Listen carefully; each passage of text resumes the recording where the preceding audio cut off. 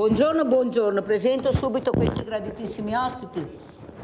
Ho perso il microfono, mi dicono dalla regia, perfetto, ma la mia voce è squillante, Italo.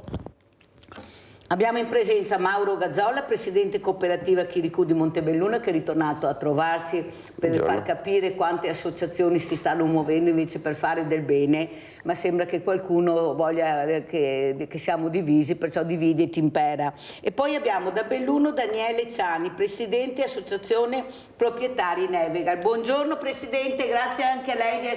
Senta Presidente, che temperatura ce l'ha? Perché qua si sta morendo dall'afa, dal caldo. Qui si sta benissimo. Ecco. Tutto venire sui Nevegali. Mi sposto là con lo studio, allora Presidente, vengo da lei che così sto più fresca. Allora partirei proprio da Mauro Gazzola, presidente cooperativa Chiricù di Montebelluna, per far capire anche l'importanza di queste associazioni, perché sono associazioni che stanno mettendo le pezze dove la politica avrebbe dovuto metterle. E vedo che Mauro già sorride, perché Mirella dice quello che vede, e lo stanno facendo anche molto bene. E facendo cosa? Coinvolgendo i ragazzi, prima a trovare anche se stessi, e poi un aiuto alla comunità. Prego Mauro Gazzola. Sì. Intanto buongiorno a tutti. Allora, a tal proposito volevo proprio evidenziare un recente indagine che abbiamo fatto, commissionata dall'amministrazione comunale di Castelfranco, che ha cominciato a mettere la testa su questa fascia d'età. Per farlo ci ha chiesto un supporto e la prima cosa che abbiamo voluto realizzare è dire: prima di fare delle proposte ai ragazzi sentiamo anche il loro punto di vista, sentiamo che cosa hanno da dire. Abbiamo realizzato un'indagine sulla fascia 11-14 anni, quindi la fascia della secondaria di primo grado. È chiaro, è quella più pericolosa, tra virgolette. è un'età molto importante, ma che va anche supportata bene, perché è un'età di passaggio da quando si è piccoli a quando si comincia a diventare un po' più grandi. Diciamo che ovviamente ci sono degli aspetti che vanno un po' presi con le pinze, perché insomma era un campione di ragazzi, però quello che è emerso sicuramente deve far riflettere il mondo degli adulti. In questo caso ci stiamo riflettendo, ha coinvolto sia gli adulti, gli insegnanti, i genitori, le famiglie, le associazioni del territorio, le parrocchie, sia i ragazzi, e abbiamo provato a fare l'indagine chiedendo lo stesso punto di vista sullo stesso argomento, ed è uscito sostanzialmente questo tipo di visione, che gli adulti generalmente hanno una visione piuttosto negativa dei ragazzini, e i ragazzini dicono che non sono ascoltati dagli adulti, perché abbiamo trovato dei ragazzi che per il loro futuro, ad esempio, dicono che per raggiungere i propri obiettivi hanno in mente lo studio e l'impegno. Hanno in mente di essere coinvolti sui temi dell'ambiente e una cosa molto interessante sui temi della legalità, di cui non trovano però magari sempre il luogo dove potersi sperimentare. Vogliono essere coinvolti nei temi dello sport. La cosa interessante, per esempio, che questo credo che tutti comprendono, è che gli adulti hanno in mente che i giochi, lo smartphone siano il centro della loro vita. In realtà abbiamo visto che molti lo utilizzano, ma per la maggior parte del tempo sono assieme agli altri. Quindi ne è emersa proprio uno spaccato di questa fascia di ragazzi che sta dicendo agli adulti: smettetela di avere questa idea di noi, piuttosto concentratevi su darci delle opportunità nel territorio che ci permettono di sperimentarci, e soprattutto in gruppo, perché anche nella gestione dei conflitti dicevano come per loro la soluzione è il lavoro di gruppo e non il lavoro individuale, il lavoro proprio di gruppo. Questo ci dà adesso degli elementi molto interessanti per continuare il lavoro e poter proporre nel territorio iniziative che vanno incontro proprio anche alla sensibilità. Ogni generazione cambia, o la si guarda attraverso dei dati, l'ascolto, interloquire con loro, oppure rischiamo di continuare ad andare avanti con le nostre idee, che sono idee sostanzialmente legate molto a un passato che tra l'altro non esiste più. Però una cosa che noto, Mauro, ci diamo il tu con Mauro perché facendo parte del mondo del volontariato, certo, penso sia anche una cosa normale, a parte che io do del tu a tutti perché mi piace tanto, perché faccio sentire le persone a proprio agio, almeno così mi dico, poi se qualcuno non vuole basta dirlo, non è un problema. Quello che però osservo è che attorno a questi tavoli, dove dovrebbero essere coinvolti i ragazzi, perché sono loro i protagonisti, vedo sempre i soliti noti, politici che non so neanche cosa c'entrino a volte. Noto molti presidenti di associazioni, ma anche diversamente giovani, e come hai detto tu non è il linguaggio dove riesci ad arrivare a loro. Loro parlano in un'altra maniera, loro devono capirsi tra di loro, trovarsi tra di loro, dialogare tra di loro e trovare la soluzione per il tema. Certo. Cosa ne pensi? Guarda, io penso, vorrei aggiungere una cosa ancora più forte. Credo che oggi la chiave di tutto sia che intorno a un tavolo, oltre ai ragazzi, ci siano non solo i professionisti dell'educazione o della comunicazione, ma ci siano il mondo degli adulti, le imprese, le associazioni, quei luoghi dove si possono mettere assieme competenze diverse. Questo io credo che sia la chiave di svolta, perché se anche oggi come posso dire, è vero che il mondo degli adulti vuole preservare quei suoi luoghi di comando dove decide, ma serve invece allargare alla cittadinanza intera. Faccio un esempio molto semplice. Se io voglio promuovere nei ragazzi uno stile di vita sano, non posso non confrontarmi anche con i baristi. Non posso non confrontarmi anche con chi, ragazzini di questa età, frequentano il proprio paese, non solo i luoghi delle istituzioni, camminano per le strade. A me ha colpito molto, abbiamo fatto un lavoro di educativa di strada dove effettivamente, interloquendo con i baristi, no? I baristi poi venivano, non dico la prima, la seconda volta, ma la terza volta, sai, ho rivisto quel gruppo di ragazzi, diventano l'occhio sano degli adulti nel territorio, ma così come anche i parrucchieri, le parrucchiere, tutti quei luoghi frequentati dalle persone, dai ragazzi stessi, e diventa un'alleanza tra gli adulti che non è solo legata ai professionisti o chiusa nelle stanze dove si ragiona senza di loro. Adesso andiamo a sentire e anche a conoscere Daniele Ciani, Presidente Associazione Proprietari Nevegal. Ecco, sentiamo anche che associazione è questa. Prego Ciani. Allora, la nostra è un'associazione appunto dei proprietari di case del Nevegal, ossia coloro che hanno investito nel territorio di questa stazione turistica, peraltro bellissima, e diciamo è un complesso di proprietari di diversi posti, soprattutto trevigiani, veneziani, ma spaziamo fino all'Emilia Romagna, ovviamente anche bellunesi. E la nostra associazione è nata proprio per dare voce a chi ha investito nel territorio, quindi chi ha messo dei soldi e che vuole essere parte attiva nello sviluppo del territorio. Questo fondamentalmente è la nostra associazione. Siamo nati sul finire del 2019 e in questo periodo qui il Nevegal sta vivendo un periodo di grande cambiamento e di potenziali sviluppi molto importanti e molto interessanti, che hanno dato poi vita a un progetto più ampio che coinvolge diverse associazioni, quelle più importanti del Nevegal, che si chiama We Love Nevegal e che è un progetto di sviluppo turistico sostanzialmente. Noi come associazione contribuiamo con la politica a fare in modo di sviluppare appunto una progettualità che guardi al futuro con ottimismo crescente. Insomma, la sezione turistica, soprattutto dopo il Covid, ha avuto un rinnovato interesse, la gente ha riscoperto la natura, la comodità della località turistica, la facile accessibilità, la bellezza naturale, eccetera, eccetera. Quindi noi praticamente di fatto siamo di supporto per sviluppare idee, per sviluppare progetti, per sviluppare fondamentalmente la stazione turistica.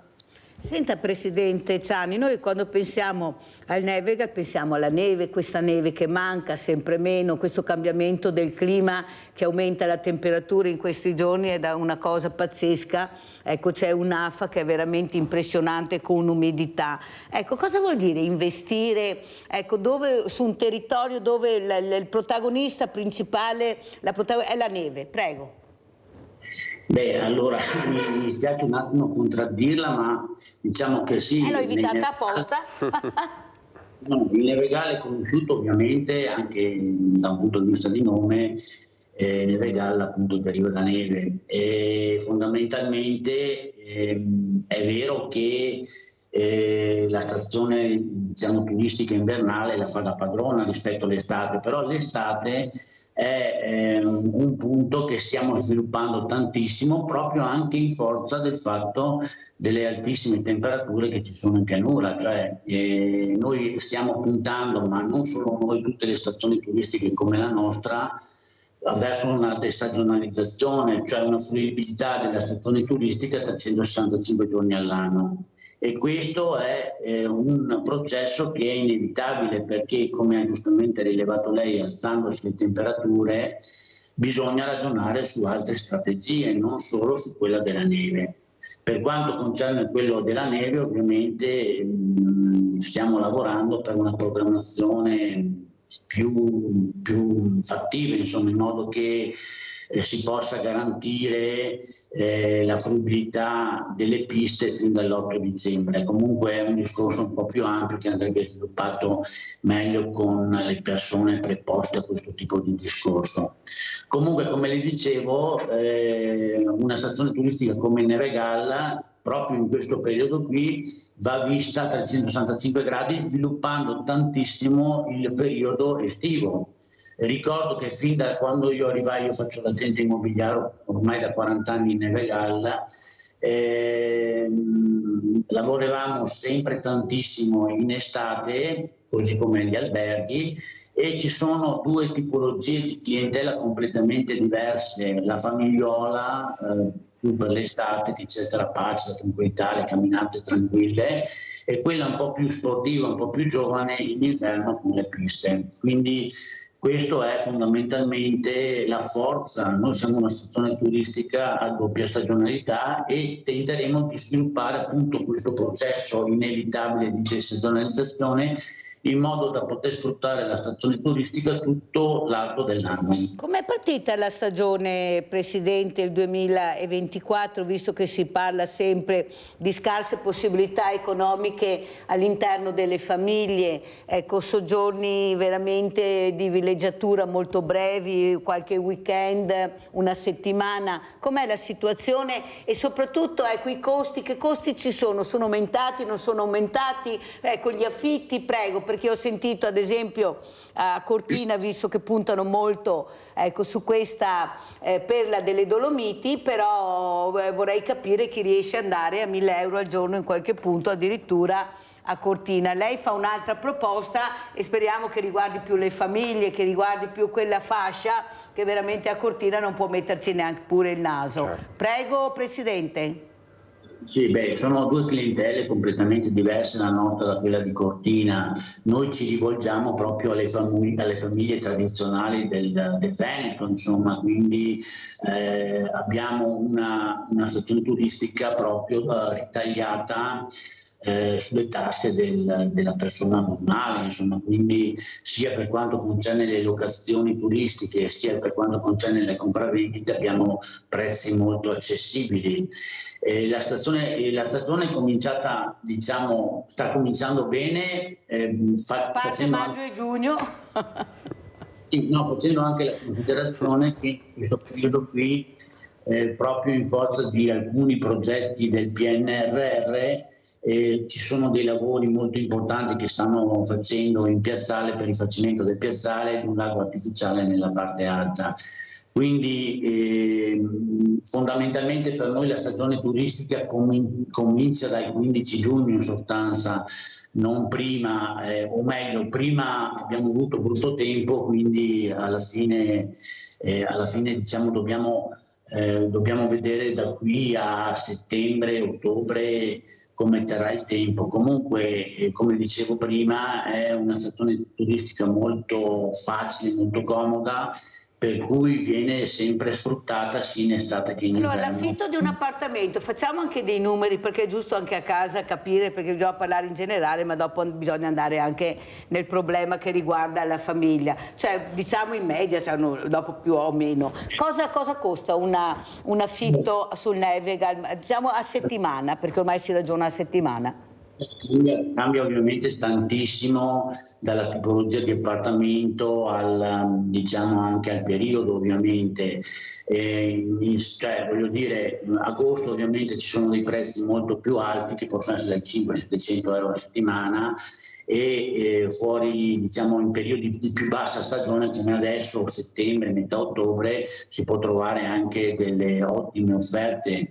Per quanto concerne i prezzi invece a metro quadro, generalmente ci attestiamo intorno ai 1000 euro a metro quadro, che se li confrontiamo con quelli che lei ha detto di Cortina, ma potrebbe essere anche lo Zoldano o zone più rinomate, sono molto competitivi. La cosa importante che si diceva appunto è la facilità di accesso al Neregal, c'è un'autostrada, praticamente l'autostrada che arriva a 10 minuti di macchina in casello autostradale, a 10 minuti di macchina alla quadra di Neregal, quindi fondamentalmente da Venezia si arriva in un'ora, da Padova in un'ora e mezza, quindi la comodità. Una volta quando facevi la vacanza, se non era a 2-3 ore di macchina non lo consideravi neanche vacanza. Adesso, come giustamente ha rilevato lei, dove le vacanze sono di 1, 2, 3 giorni, hai necessità di avere la stazione turistica comoda, vicina e fruibile in tempi molto, molto contenuti, e questa è la forza del Neregal, questa è veramente la nostra forza. Sentiamo Rinaldo da Venezia. Ciao Rinaldo. Ciao Mirella e buongiorno ai tuoi ospiti. Volevo dirti Mirella che l'adolescenza è il più bel periodo della vita di un ragazzo, perché l'adolescenza del figlio dai 14 anni in poi si forgia, bisogna che questi fiori li lasciamo fare da soli, non gli dà bisogno di nessuno, gli dà chi faccia col suo cervello, che stiamo Dio, che diamo un aiuto, stiamo attenti che non sbaglia, ma anche si sbaglia, sbagliando si impara, no ogni problema che gli dà il papà e a nonna, il zio, gli dà da arrangiarsi da soli. I sei cretini, i fiori di adesso a 14 anni, i sei più grandi degli altri che ne avevamo 14, che non avevamo niente, Mirella, ma avevamo sta testa che girava dappertutto, volevamo imparare, volevamo vedere, constatare, provare a fare robe noi altri, per vedere come che riusciva. I genitori non potevano neanche dargli una mano, perché eravamo tutti morti da fame che volta, nel 50, 1950. Non avevamo niente nessuno, adesso sono tutti ricchi, ma erano tutti morti da fame.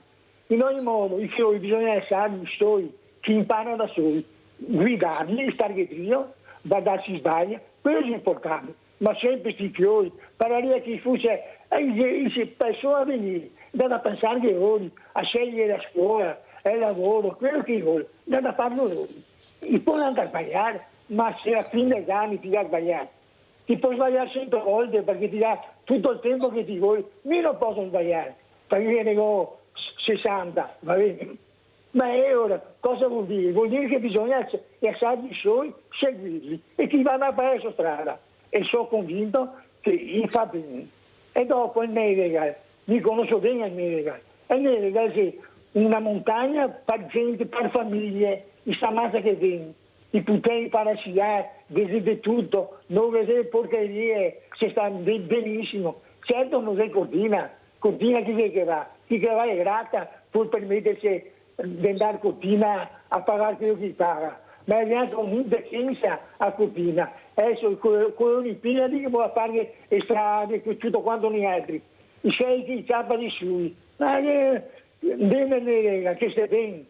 Perché tanto come gli ha detto il Presidente, sei vicino in casa. E poi che sei gente cordiale, bene, che se parliamo, se capiamo, ti ha capito Mirella, è brava gente e non deve far portare via impianti, se i vasi voi altri, i paroli del Neregal, se voi altri del posto, se non avete soldi, se vi imprestare, ma non è accordata di gente di fuori perché dai soldi diventa tutto suo e voi altri diventa in serie.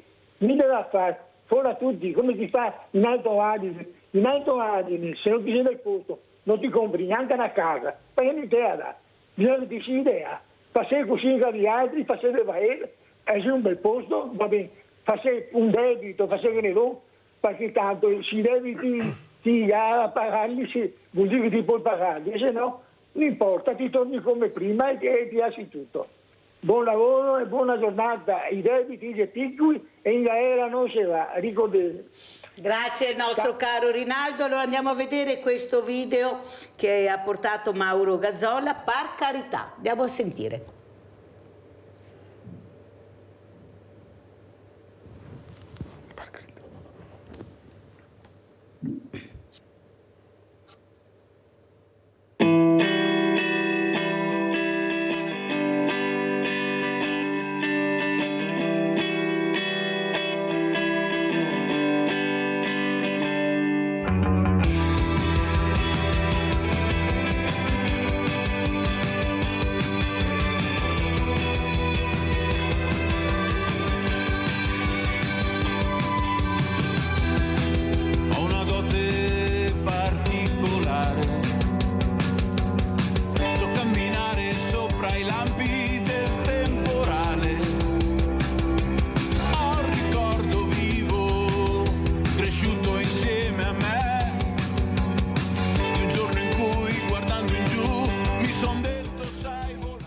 Allora, intanto complimenti Mauro per questi servizi che fanno capire quanta energia hanno questi ragazzi, quanta voglia di essere protagonisti, lo dico tutte le mattine, tanto è vero che spero che diano il voto ai sedicenni, io lo spero tanto, come in altre realtà che abbiamo in Europa, non vedo perché non si possa fare qui in Italia, ma soprattutto capire veramente come poter aiutare quella fascia che sta prendendo dei percorsi sbagliati. Ecco, quelli bravi li sappiamo, li abbiamo e sono tanti. Dobbiamo intervenire su quelli che stanno sbagliando, ma non c'è offerta, non c'è abbastanza offerta dove noi riusciamo a intercettarli. Fra poco chiudono le scuole, agosto, no, ascoltate la Mirella, non c'è niente, centri estivi, si chiude tutto in agosto, tutti in vacanza. E quelli che rimangono, prego Mauro. Certo, beh, anzitutto volevo solo fare un appunto. Rinaldo secondo me ha azzeccato bene la questione, nel senso che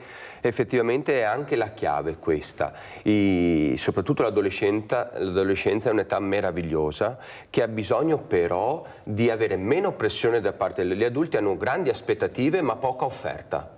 E invece bisogna invertire la rotta, avere meno aspettative e aumentare l'offerta, le opportunità di potersi sperimentare, chiaramente all'interno di una cornice, però sperimentare proprio un ragazzo, una ragazza che oggi sperimenta il potersi mettere in relazione con qualcun altro, sperimentare le proprie capacità, sarà una persona che sta costruendo in quel giorno il proprio futuro positivo.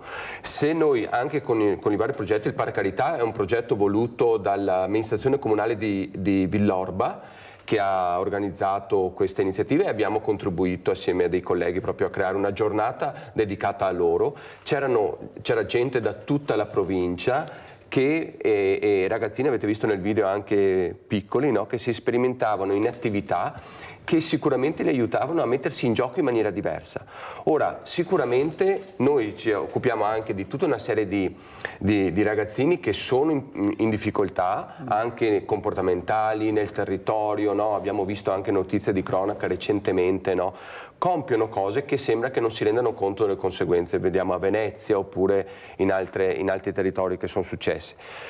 La questione, se poi vai a vedere, è che sono ragazzini che non hanno, allora, da una parte non hanno il senso del limite, no, e sono abituati a volte ad avere genitori che non sono chiari nei confini che mettono e nelle regole.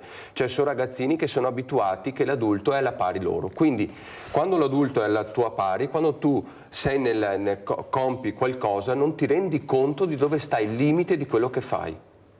E allora lì bisogna fare un lavoro un po' lungo con la famiglia, però non solo col ragazzo, che rimetta in ordine un po' le cose. Molte altre volte sono gruppi di ragazzi che effettivamente non hanno avuto accesso a tutta una serie di opportunità, perché le famiglie oggi molte sono in situazione al limite della povertà. Ma che cosa significa questo? Perché non ce ne accorgiamo?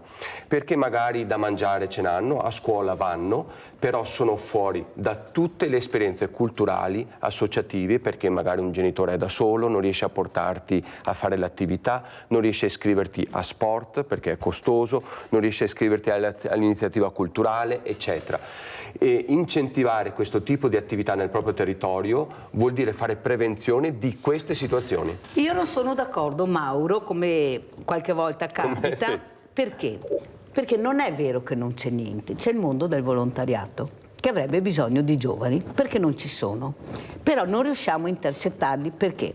Perché è difficile entrare nelle scuole, è difficile far capire ai ragazzi quello che veramente vogliamo far capire, perché siamo sempre all'interno della scuola, mentre a mio avviso dobbiamo prenderli e portarli a vedere quello che è realmente il mondo del volontariato. Poi saranno loro a scegliere se è una cosa che gli intriga, che veramente vogliono essere protagonisti, ma finché noi continuiamo, e tanto è vero che i numeri sono diminuiti all'interno delle scuole, perché non li appassioniamo più. Questa letterina che leggiamo, noi siamo questi, facciamo queste, a loro non interessa, perché come hai detto giustamente tu, loro devono essere i protagonisti. Però questo non riusciamo a intercettare, non riusciamo. Perché? Perché i dirigenti ti mettono davanti la burocrazia, ti mettono davanti i costi, ma portarli è difficile, e le assicurazioni. Invece è che dividi e ti impera, questa è la realtà, perché dove vogliono per portarli i soldi li trovano, oppure se si muove la fascia politica, che fai parte del cerchio politico, i ragazzi arrivano. Allora se il sindaco è un sindaco che al momento è in auge, riesce a dare il là, e questo non può essere, perché io non devo essere fortunata come ragazzo o ragazze, lo dico sempre, ad avere quell'insegnante, quella scuola o quel sindaco o quella situazione. Io devo avere quello che mi aspetta di diritto, che è conoscere, imparare, capire chi sono. Prego Mauro. Sì, Mirella, però aggiungo un aspetto, perché noi abbiamo ricevuto, io ho ricevuto diverse richieste dalle associazioni di volontariato per un aiuto, un confronto per poter attirare i giovani. Allora qui bisogna anche dire che molte associazioni di volontariato hanno fatto un salto in avanti, capendo i tempi e mettendosi in gioco assieme ai ragazzi. Quindi non io ti dico che cosa fare, ma lo facciamo assieme, no?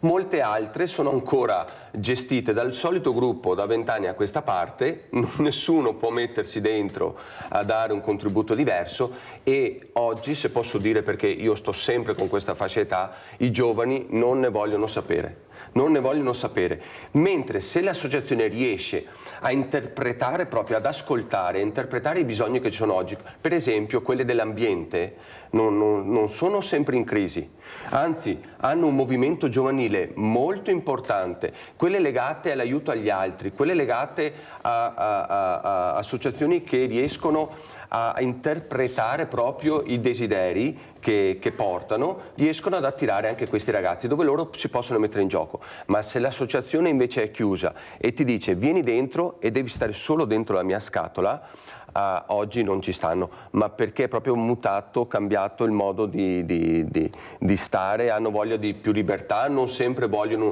stare all'interno di un'associazione per sempre, vogliono magari fare un periodo, non ci sono più quelle scelte tanto lunghe come caratterizzava magari un giovane di 40-50 anni fa. Sentiamo cosa ne pensa invece Daniele Ciani, ecco, in questa zona, Belluno, come sono i giovani, cosa vede lei dalla sua angolazione, cosa chiedono, come li vede? Io quando vengo a vedere, e devo dire la verità, che vedo una realtà diversa da quella che è la pianura a quella che è la montagna. Vedo ragazzi che lavorano, ragazzi che fanno molto movimento, vedo ragazzi che vivono l'ambiente, vedo anche loro poi che si divertono. Quando però io parlo con loro e ci dicono, come dice Ciani, se ci fosse qualche attrattiva in più non sarebbe mica male. È logico che poi si spostano certo. E vengono in altre realtà, perché trovano quello che va bene per la sua età. Ecco, su questo investite, Presidente Ciani?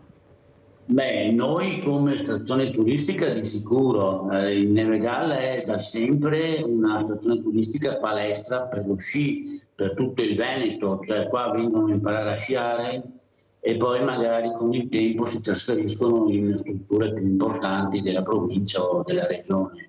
Quindi fondamentalmente il contatto con la natura diciamo, ma anche a livello di volontariato, ritengo che comunque forse dalle nostre parti si abbia un pizzichino di mentalità diversa, cioè più contatto con la natura, che sicuramente cerchiamo di sviluppare. Nello specifico in Neve Gallica c'è un'associazione che si chiama Neve Gallica, che porta i giovani a conoscere la montagna con la palestra di roccia, ma anche specialmente in conoscenza, cioè investire in conoscenza, in far vedere, far comprendere, far conoscere la montagna, in modo che con il tempo le persone possono appassionarsi. Quindi questo tipo di discorso qua forse lo vedo un pizzichino diverso rispetto alla pianura, dove però poi in pianura magari crescendo hai più opportunità da un punto di vista chiaramente culturale, no? Nel senso che anche per le università eccetera eccetera, poi comunque da noi teoricamente ci si deve spostare, insomma, quindi questo è un po' il discorso in linea generale. Comunque sicuramente lo sport aiuta tanto, aiuta tantissimo a socializzare, a conoscere, a comprendere e a sviluppare anche in generale una conoscenza più completa della persona, insomma. Infatti lo sport non vuol dire solo sciare, ma vuol dire fare movimento, camminare, muoversi. Ho avuto una dottoressa in scienze motorie che ha detto: i ragazzi non riescono neppure a saltare la corda, non riescono anche a prendere la palla e girarsi e riprenderla, a lanciare la palla. Perciò è una dottoressa che vive la quotidianità con questi ragazzi, perciò dobbiamo cercare anche di capire i messaggi che arrivano da questi esperti, perché se tutti sanno e tutti fanno, poi rimaniamo con il cane di 7 padroni che muore di fame. Questa è la realtà. Pubblicità.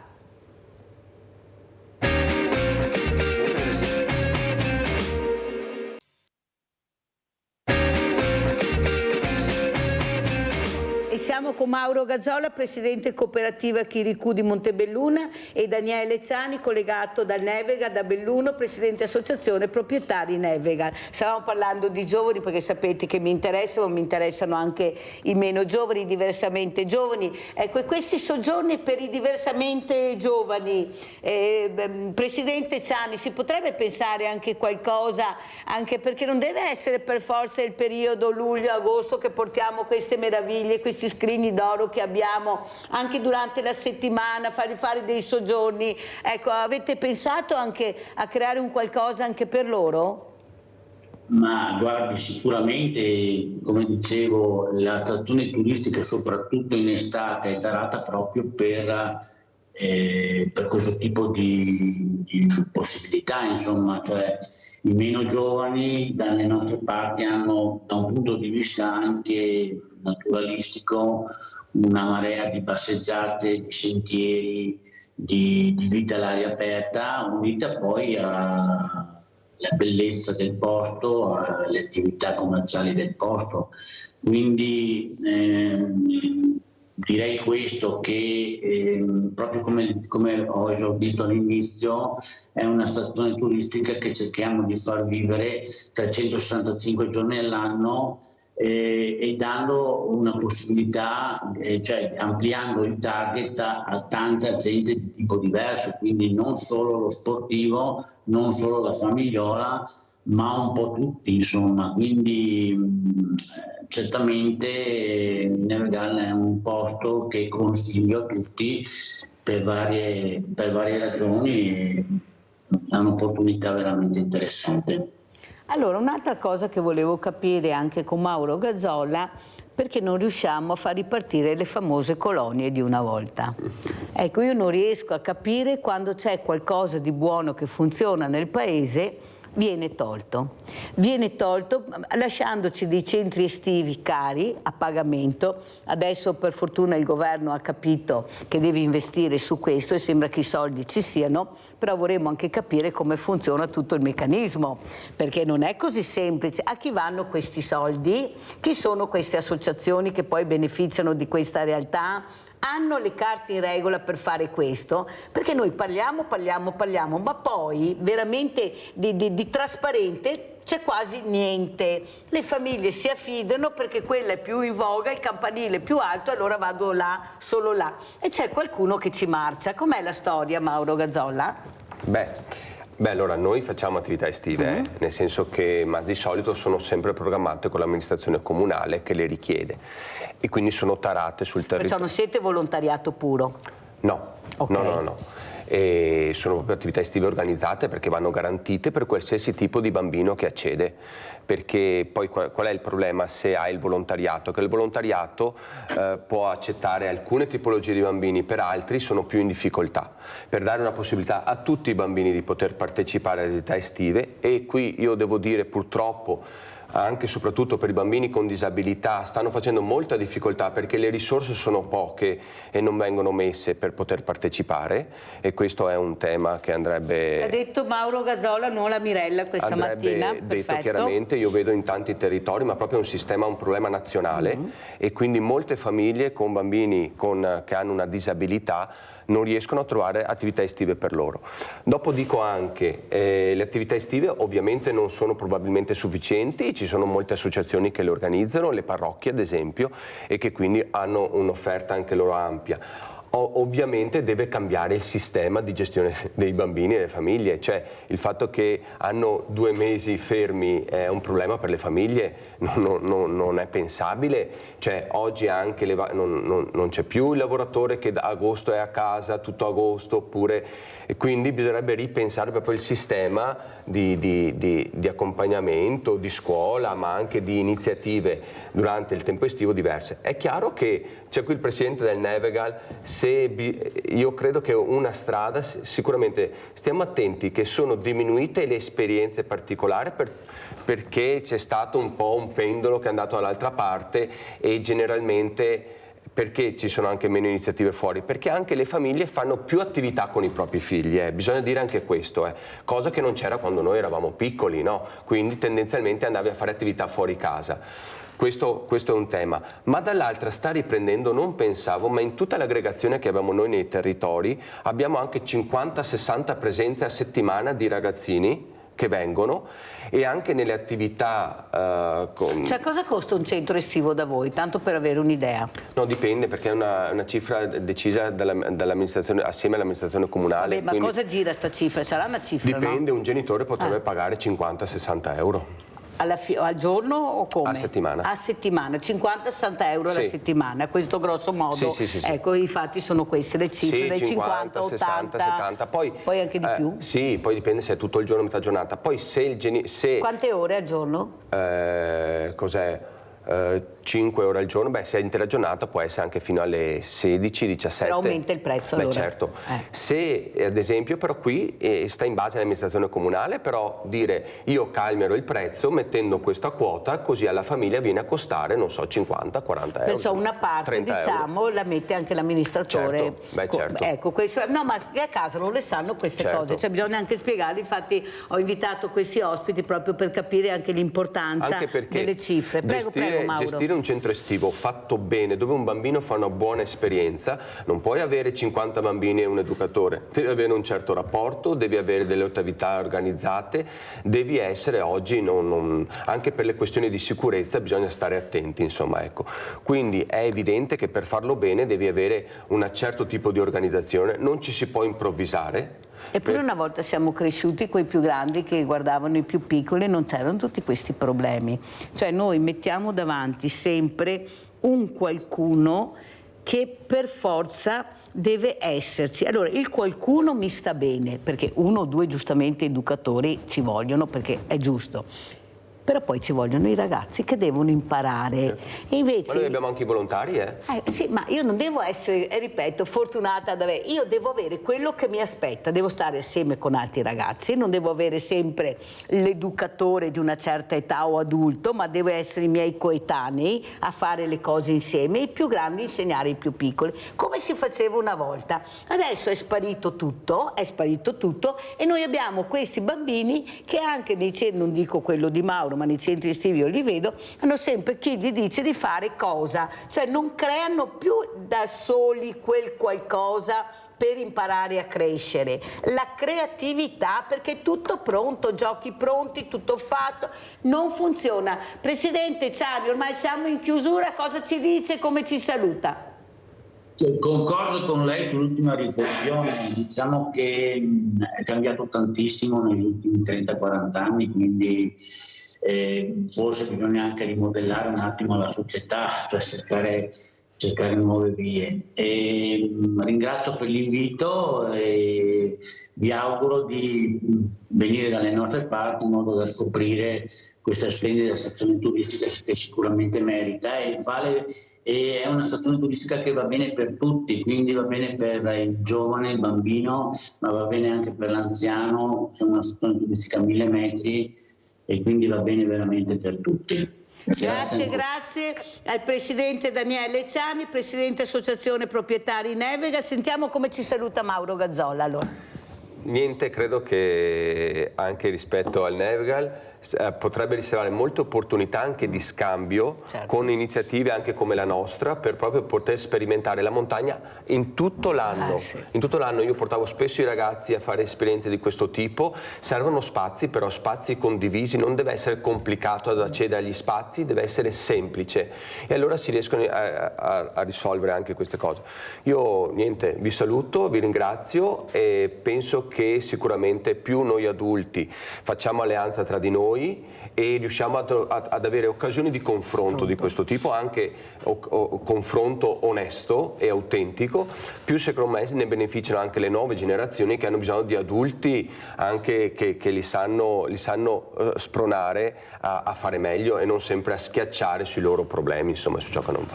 Grazie anche a Mauro Gazzola, Presidente Cooperativa Chirico di Montebelluna, di essere stato con noi. Pubblicità.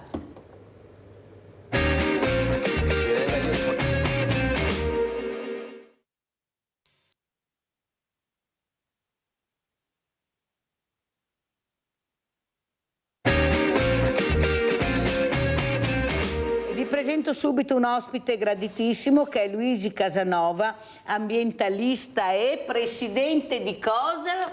Di Mountain Wilderness. Che voi conoscete Italia. Già, perché certo, abbiamo già avuto ospite, che ci darà anche una notizia importante, per loro una vittoria. Prego Presidente, cosa è successo? Certo, è una notizia arrivata oggi, interessa il Veneto. Il Consiglio di Stato ha deciso che i vincoli apposti al territorio del Comelico non vanno toccati.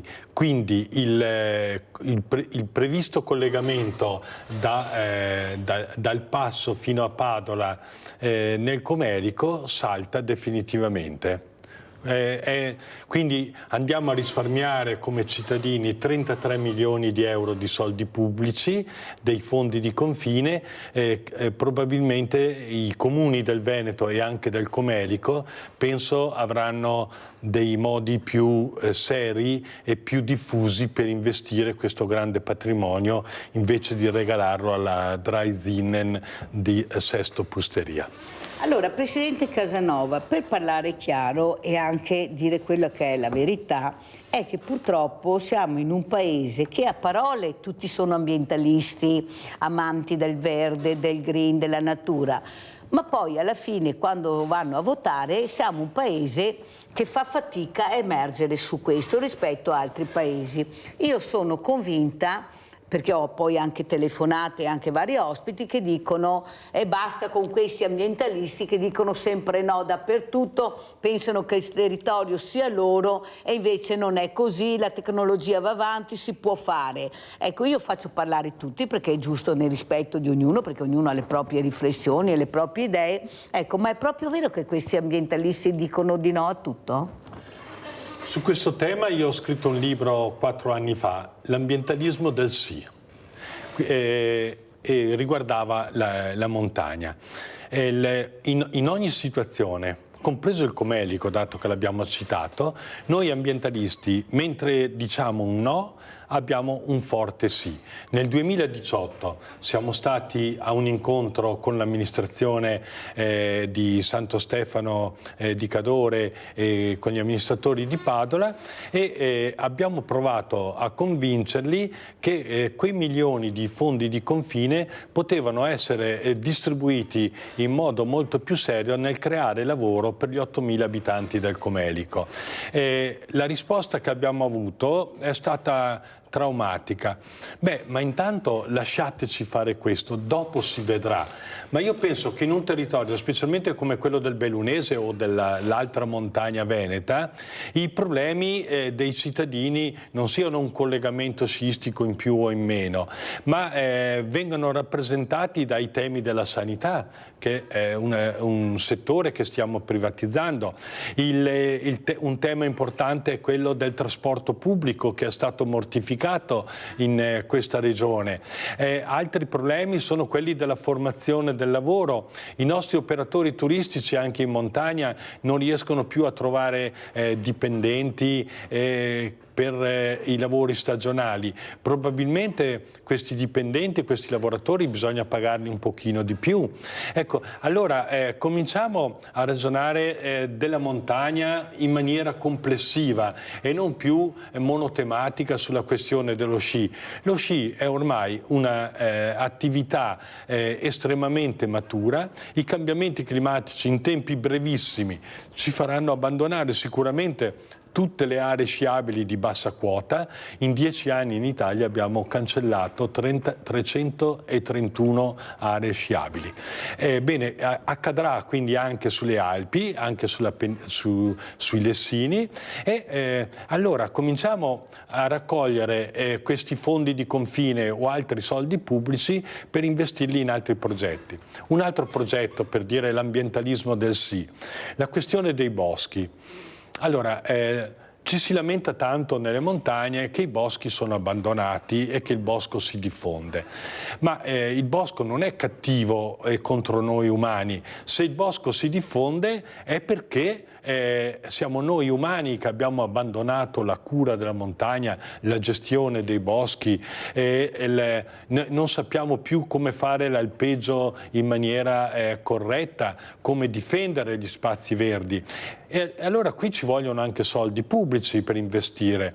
Quando siamo andati nel 2022 dal presidente Zaia riguardo alla pista di bob di Cortina, gli abbiamo detto: guardi Presidente, lei è ancora in tempo come immagini, non ci faccia fare una figuraccia a livello internazionale sperperando tutti questi soldi. Le presentiamo questa prospettiva, investiamo, allora costava 85 milioni, non i 128 di oggi, investiamo quegli 85 milioni nel creare lavoro nella montagna del Bellunese e nella montagna del Vicentino, organizzando delle squadre pubbliche di lavoratori stagionali per la pulizia dei boschi, per la manutenzione delle strade, per il taglio di emergenze come emergenze quelle causate dagli attacchi parassitari del bostrico. Bene, con 85 milioni lei per 20 anni offre lavoro a 400 operai stagionali. Non ci ha nemmeno risposto.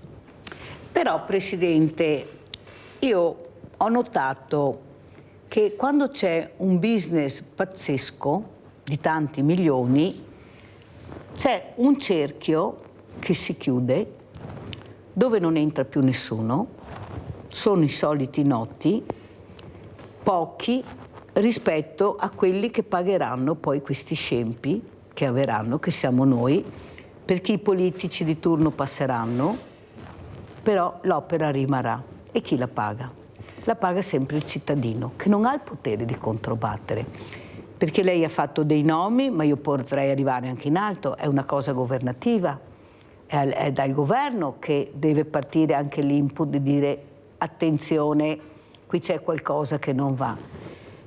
E questo non succede mai su opere che non è che interessano più di tanto l'opinione pubblica, perché come ha detto lei l'opinione pubblica vuole servizi alla persona, vuole avere delle infrastrutture però nel territorio comode, pratiche, Pensiamo a cosa vuol dire per noi spostarsi magari con l'autobus o con la corriera, cioè Venezia alle 11:30 non c'è più niente, unica al mondo, cioè capite? Perché bisogna parlare di queste cose. Venezia unica al mondo alle 11:30, se non sei in macchina non vai più da nessuna parte. Allora, io sono dell'idea che c'è una volontà di aiutare questi soliti noti, sempre, perché basta vedere i nomi, sono sempre quelli alla fine, a scapito di questa popolazione che non sa più cosa fare. Abbiamo cambiato 70 governi, mi sembra che siamo, abbiamo provato di tutto e di più, però alla fine non c'è niente da fare, siamo con le spalle al muro, perché l'importanza è il business, il grande business, sulle spalle di questi poveri italiani, e parlo da nord a sud, da est a ovest, che devono continuamente rimboccarsi le maniche per mettere le pezze dove la politica non riesce a metterle. Cosa ne pensa, Presidente? I giovani, secondo lei, puntare sui giovani? Prima andiamo dai grandi responsabili, ad esempio in casa di Confindustria o in casa di Confartigianato. Quando leggiamo i documenti e le proposte infrastrutturali che nascono all'interno di queste associazioni, troviamo sempre strade, nuove aree immobiliari e possibilmente collegamenti sciistici, come parlavamo prima. E la politica raccoglie queste istanze per dire praticamente sì, queste le facciamo. La politica dà sempre ragione a questi grandi gruppi di potere. Perché? Perché se io faccio una strada, un viadotto, la Pedemontana Veneta ad esempio, anche se abbiamo impiegato 13 anni a farla, ma porto alla lettura del mio elettore un esempio concreto e sviluppato in pochi anni. La politica ha bisogno di tempi molto brevi. Invece un ragionamento sociale e ambientale come quello che facciamo noi ambientalisti si proietta nel futuro molto distante e per essere realizzato ha bisogno di anni di maturazione e di diffusione. Poi la grande opera infrastrutturale mi porta immediatamente il vantaggio a questa piccola categoria di imprenditori. Invece l'azione sociale che intendiamo svolgere noi ambientalisti va a coprire le esigenze e i bisogni di grandi fasce di popolazione, i giovani. Fermo un secondo solo, Presidente, perché sennò mi cade la linea. Abbiamo Vanni da Mantova. Ciao Vanni. Buongiorno, io abito anche in Svizzera. Prego. Volevo dire Sì, al la sento bene. Presidente che siccome noi qui in Svizzera abbiamo tantissime infrastrutture autostradali che portano turismo, la gente cammina e va dappertutto, quando è che finiscono l'autostrada che va fino a Trento, l'autostrada da Belluno che viene collegata con la Germania o con l'Austria, che c'è bisogno di infrastrutture in Italia? Il Presidente, se guardi bene le mappe autostradali che ci sono in Svizzera e in Austria, sono pieni di autostrade. Qui in Italia, in Veneto, le autostrade non si riescono a finire. Perché non finite le autostrade? Perché l'Italia ha tantissimi soldi. Abbiamo 3 volte la richiesta del debito. C'è bisogno di finire le autostrade che da Belluno vanno fino in Germania o in Austria per portare il turismo, in modo così la gente tengono anche in movimento la montagna che non venga morta, perché più persone arrivano, più così qualcuno ci va dietro e vedono i turisti. C'è movimento. Bisogna finire le autostrade come c'è in Svizzera e in Austria. E poi di finire anche l'autostrada che parte da Verona va a portare fino alla Parma alla Spezia. Abbiamo bisogno di infrastrutture perché il futuro le macchine, i camion saranno ecologiche e il discorso dell'inquinamento quei camion spariranno. Il Presidente, se è d'accordo su queste cose, per portare turismo, per portare più i giovani che vanno in montagna, perché qui lei se viene in Svizzera e in Austria le persone vanno tutti in treno, in macchina, si viaggia con tutti i mezzi possibili in Svizzera e anche in Austria, treno, automobili, e possono viaggiare anche i trasporti. Abbiamo bisogno delle merci. Non capisco perché qui c'è sempre qualcuno che si oppone a finire l'autostrada Valdastico, che c'è l'autostrada del Brennero, che tutti i giorni ci sono sempre incidenti. Io viaggio spesso per turismo, sa quanti morti ci sono sulla 4 e sulla 22? Per colpa di questi ambientalisti che sempre oppongono. Ma guardate la mappa della Slovenia, cosa hanno fatto? Anche la Slovenia, che è piena di montagne, è piena di autostrade, ed è diventata una città, e la Slovenia adesso è molto turistica, ma questo loro lo pensano o no? che bisogna fare le infrastrutture, la prima cosa autostradali e anche ferroviarie. Questo bisogna fare. E dopo se si porta turismo e cresce tutto e c'è anche la gente viene a vedere il Veneto e c'è anche l'ambientalismo, perché la gente, anche gli italiani possono diventare come i svizzeri e gli austriaci, ma se non si fanno le infrastrutture, quelle zone lì muoiono. La prima cosa da fare è finire le autostrade. È inutile che la menano, basta guardare i paesi confinanti che hanno autostrade dappertutto. Da noi ci sono sempre questi signori che si oppongono tutto. Non capisco il perché. Dicono che non ci sono i soldi ci sono in Italia, hai tantissimi. È un paese ricco l'Italia, non è un paese povero. Grazie Vanni, ho sentito le riflessioni di Vanni da Mantova. Vorrei anche ricordare che negli altri paesi le autostrade sono gratis, vorrei ricordarlo, tanto per non dimenticarlo, perché Vanni non l'ha detto, noi invece le paghiamo, però giustamente lei come merita una risposta. Vanni dice ma vedo una realtà completamente diversa, cosa succede? Dite sempre quello che ho detto io, vede che Vanni ha chiamato, prego. Certo, è un tema strategico questo per le Alpi. Sulle Alpi abbiamo 7 valichi autostradali e il 33% del traffico è concentrato sull'Autobrennero. Quindi c'è un problema strutturale che Autobrennero deve risolvere e sta risolvendo con il tunnel ferroviario da Innsbruck che collegherà Monaco a Verona. Quindi lì si sta lavorando e magari un esterno non lo sa, ma Autobrennero ogni anno stanzia una quota parte dell'attivo per investirlo nella ferrovia del Brennero. Perciò con Autobrennero siamo parzialmente all'interno di un ambiente ancora positivo e virtuoso.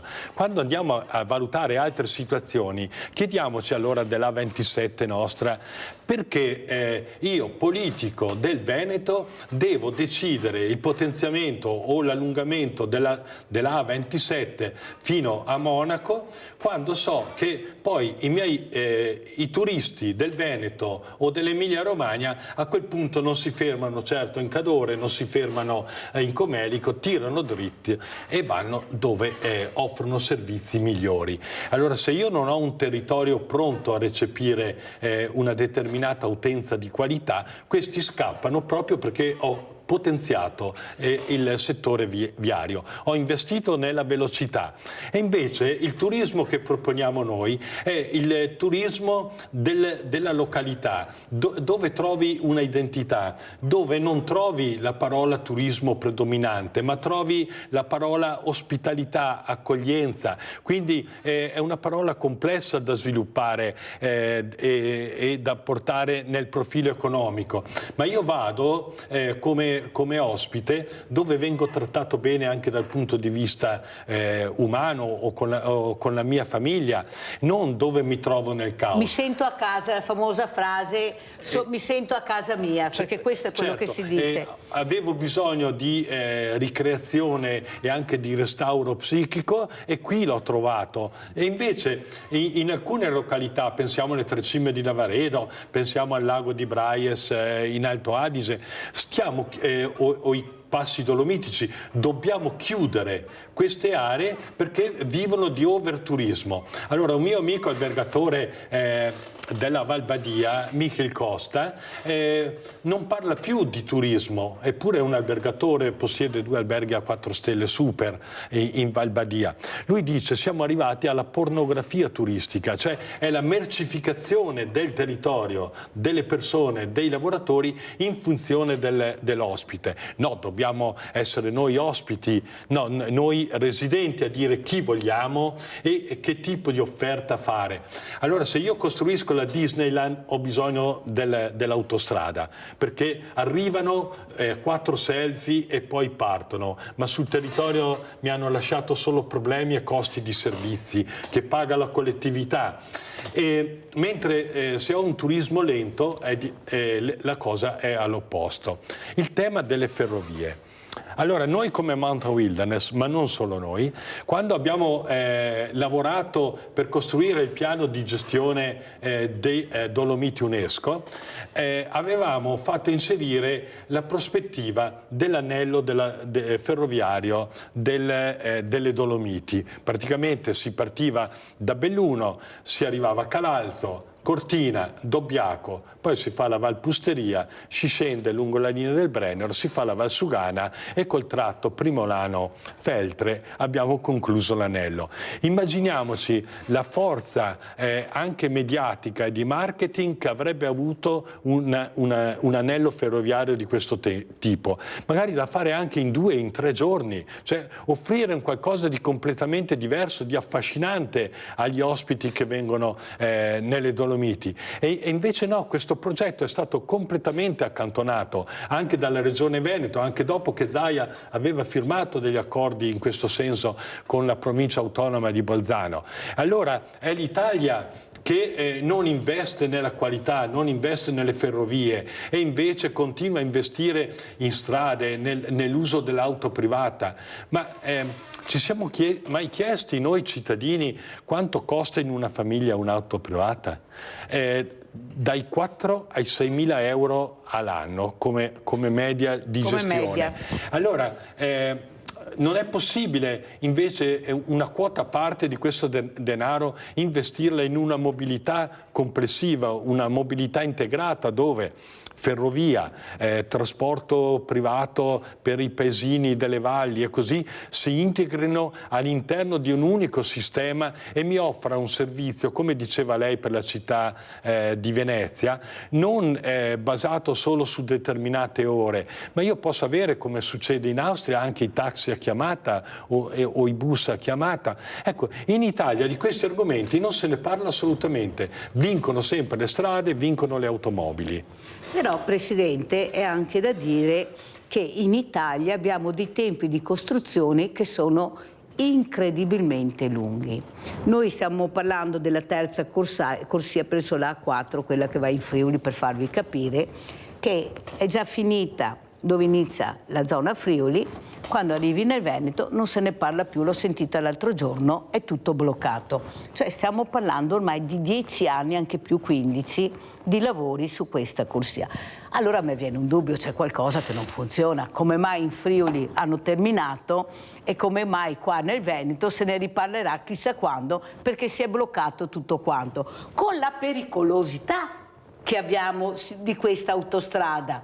Adesso partirà il mese estivo, voi avete sentito gli incidenti anche l'altro giorno, il mese scorso, ma nessuno si preoccupa di capire ma perché si è bloccata, ma perché non ci spiegano cos'è successo, perché alla fine siamo noi che paghiamo e questa trasparenza noi la esigiamo, noi vogliamo sapere il perché si è bloccato, il perché da una parte si è terminata la terza corsia e dall'altra chissà quando se ne riparlerà, perché a mio avviso quando arriviamo in Veneto abbiamo altri interessi e si vede, basta passare, abbiamo i vigneti, abbiamo il vino, perché bisogna anche dirle queste robe qua, perché uno viene sto dubbio, siccome sono domande che mi fanno quando mi incontrano, ma Mirella non è che questi vigneti hanno bloccato un po' tutto? Può essere di no, ma ce lo spieghino, come mai si è bloccato il tutto proprio in Veneto e in Friuli è terminata la terza corsia. Lei che idea si è fatto, Presidente? L'idea che ho riguarda la pubblica amministrazione intesa ancora come politica, cioè arriviamo sempre all'apicale del decisore politico. Il decisore politico decide se il prosecco è più importante di altre situazioni e di altri servizi da offrire al cittadino. Se l'autostrada si è bloccata al confine con il Veneto, la responsabilità è solo politica. Non è vero che è dell'eccesso di burocrazia. Guardiamo cos'è accaduto per il Ponte Morandi a Genova. Abbiamo voluto rifarlo in 2 anni, ci siamo riusciti. Certo. Andiamo a vedere la pista di bob, lo scempio, l'oscenità della pista di bob di Cortina. È stata deciso politicamente che la si deve fare a qualunque costo. Bene, il 15 marzo 2025 la pista di bob di Cortina supererà il collaudo del Comitato Internazionale Olimpico. Quindi è questione di volontà politica. Qui tocca ai cittadini darsi una mossa, svegliarsi e cominciare a decidere. Leone da Tre Baselli, ciao Leone. Ciao Mirella, grazie, saluto tutti voi. Allora, i politici fanno sempre delle cose che hanno grande visibilità, che vogliono fare cose che tutti possono ammirarli, che tutti possono, però le cose veramente importanti non le fanno. Io sono molto preoccupato per questo bostrico che ha invaso i nostri boschi, perché il problema degli incendi dipendono specialmente dalla poca manutenzione dei boschi.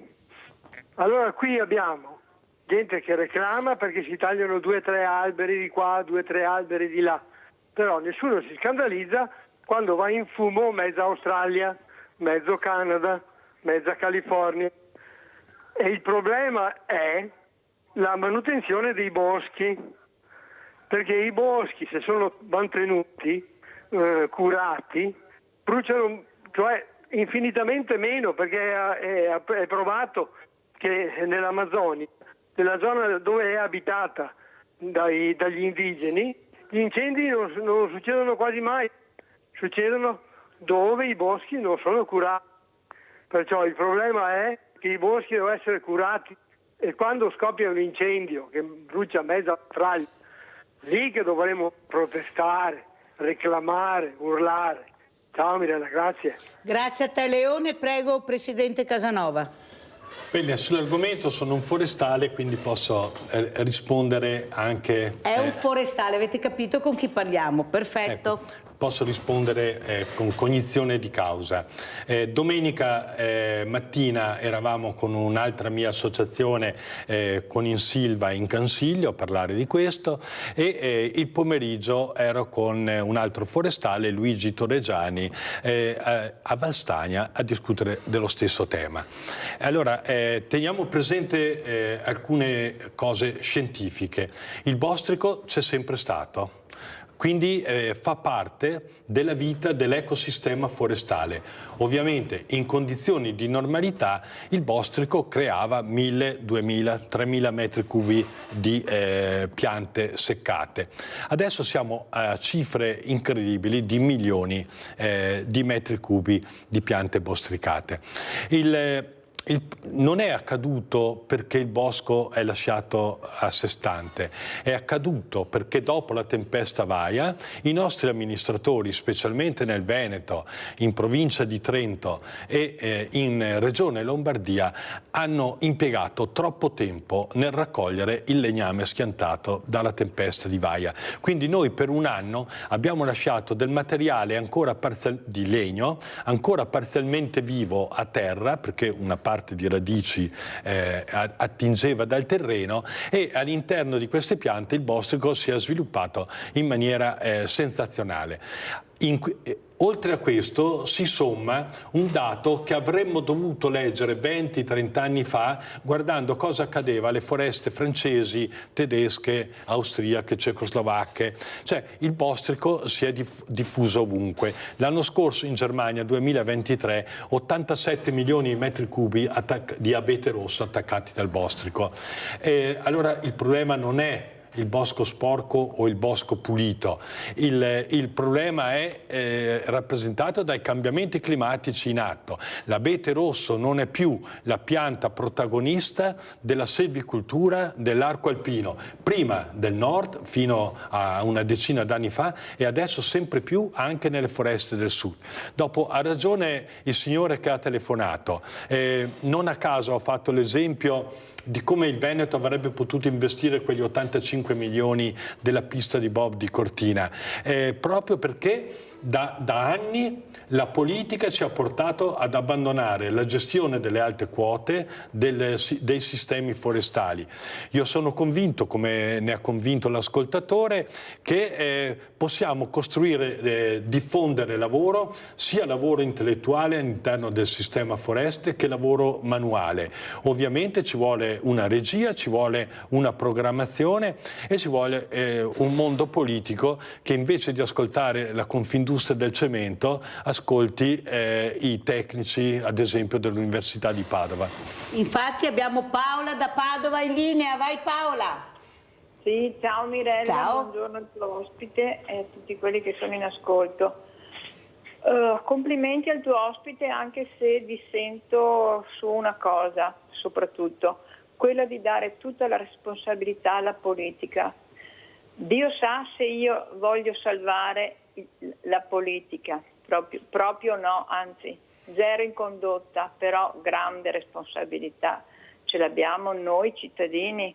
Ultima adesso, benissimo, 80-100 milioni pista da bob, benissimo, cioè malissimo per come la penso io, per i soldi, soprattutto per gli alberi tagliati, ma perché lì andava bene così. Ma qua a Padova, che è a guida PD, e purtroppo me ne dolgo molto di queste bandierine partitiche che abbiamo quasi tutti in testa, che ci offuscano nel vedere i fatti. Allora nessuno parla, mai sentito nominare, dei 600 milioni previsti per le altre corsie del tram che stanno ultimando di rovinare Padova, perché già prima il taglio degli alberi è stato disastroso e l'aumento del cemento in centro e zone limitrofe pauroso, ma adesso questi ulteriori migliaia di alberi tagliati per un autobus che costa 600 milioni, che le ditte che lo costruisce sono già fallite e non lo costruiscono più.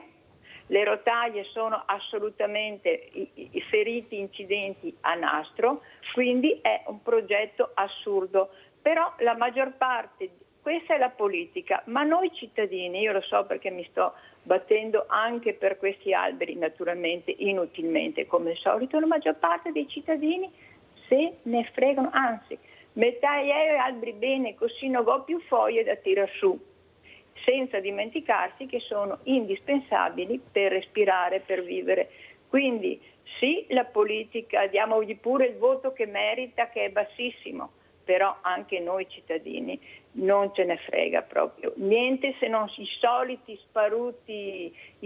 sparuti gruppetto che si danno da fare giorno e notte per avere una conclusione zero. Non so se lei, signore della Forestale, era al corrente di questo ennesimo che si poteva risolvere con qualche bus elettrico, senza pensare a tutte le botteghe che stanno già fallendo lungo queste strade, che anche quelli sono cittadini e avrebbero diritto, insomma, di aver salvaguardato la propria fonte di reddito. Piccoli bus elettrici ed era risolta, non diventerà una città ecosostenibile, diventerà una città. Poi gli alberi li pianteranno a 10 km più in là, i soliti stuzzicadenti che moriranno come sempre. Grazie a Paola, abbiamo sentito le riflessioni di Paola, sentiamo come risponde il Presidente Casanova. Prego Presidente.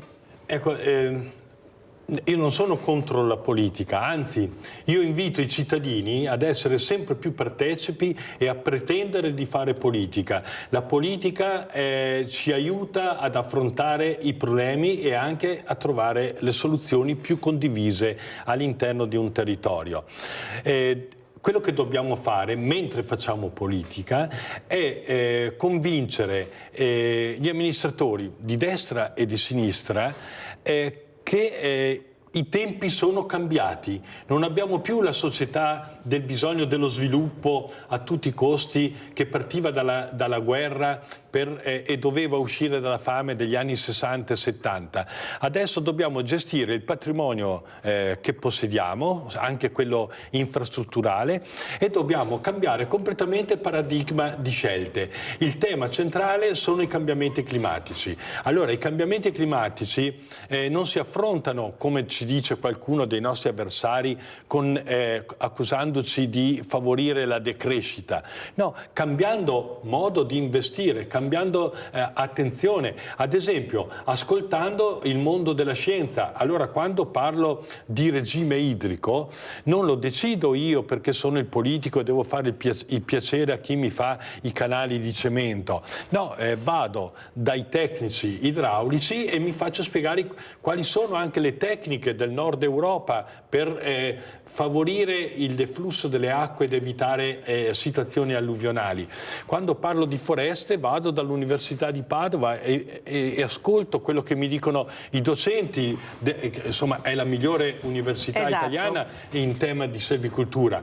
E così su ogni argomento. Quindi devono essere i politici a cambiare paradigma e ovviamente siamo noi cittadini a dover far pressione. Perché ci stanchiamo della politica? Perché ci stanchiamo dei politici? Perché ci chiudono le porte? L'esempio delle Olimpiadi, ho qui il libro che Facciamo vedere, Presidente. Ecco, Eccolo qui. Ho qui il libro che... Ombre sulla neve. Ombre sulla neve, insomma, il libro bianco delle Olimpiadi invernali. L'ho scritto 2 anni fa. Purtroppo ho avuto ragione, tutto quello che sta scritto in questo libro si è avverato. Tutte le opere, che siano stradali o di altro tipo, sono state commissariate. Noi non riusciamo a vedere i progetti se non quando le opere, i lavori sono stati appaltati. E avevamo tante soluzioni alternative.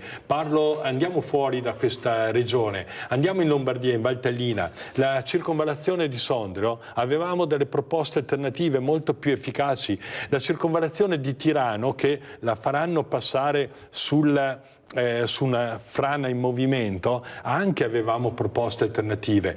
E venendo in Veneto, la circonvallazione di San Vito, uno scandalo, ma bisognava proprio andare a toccare gli ultimi prati verdi di San Vito di Cadore, quando invece avevamo presente a San Vito di Cadore un comitato che dal 2017 avanza proposte alternative.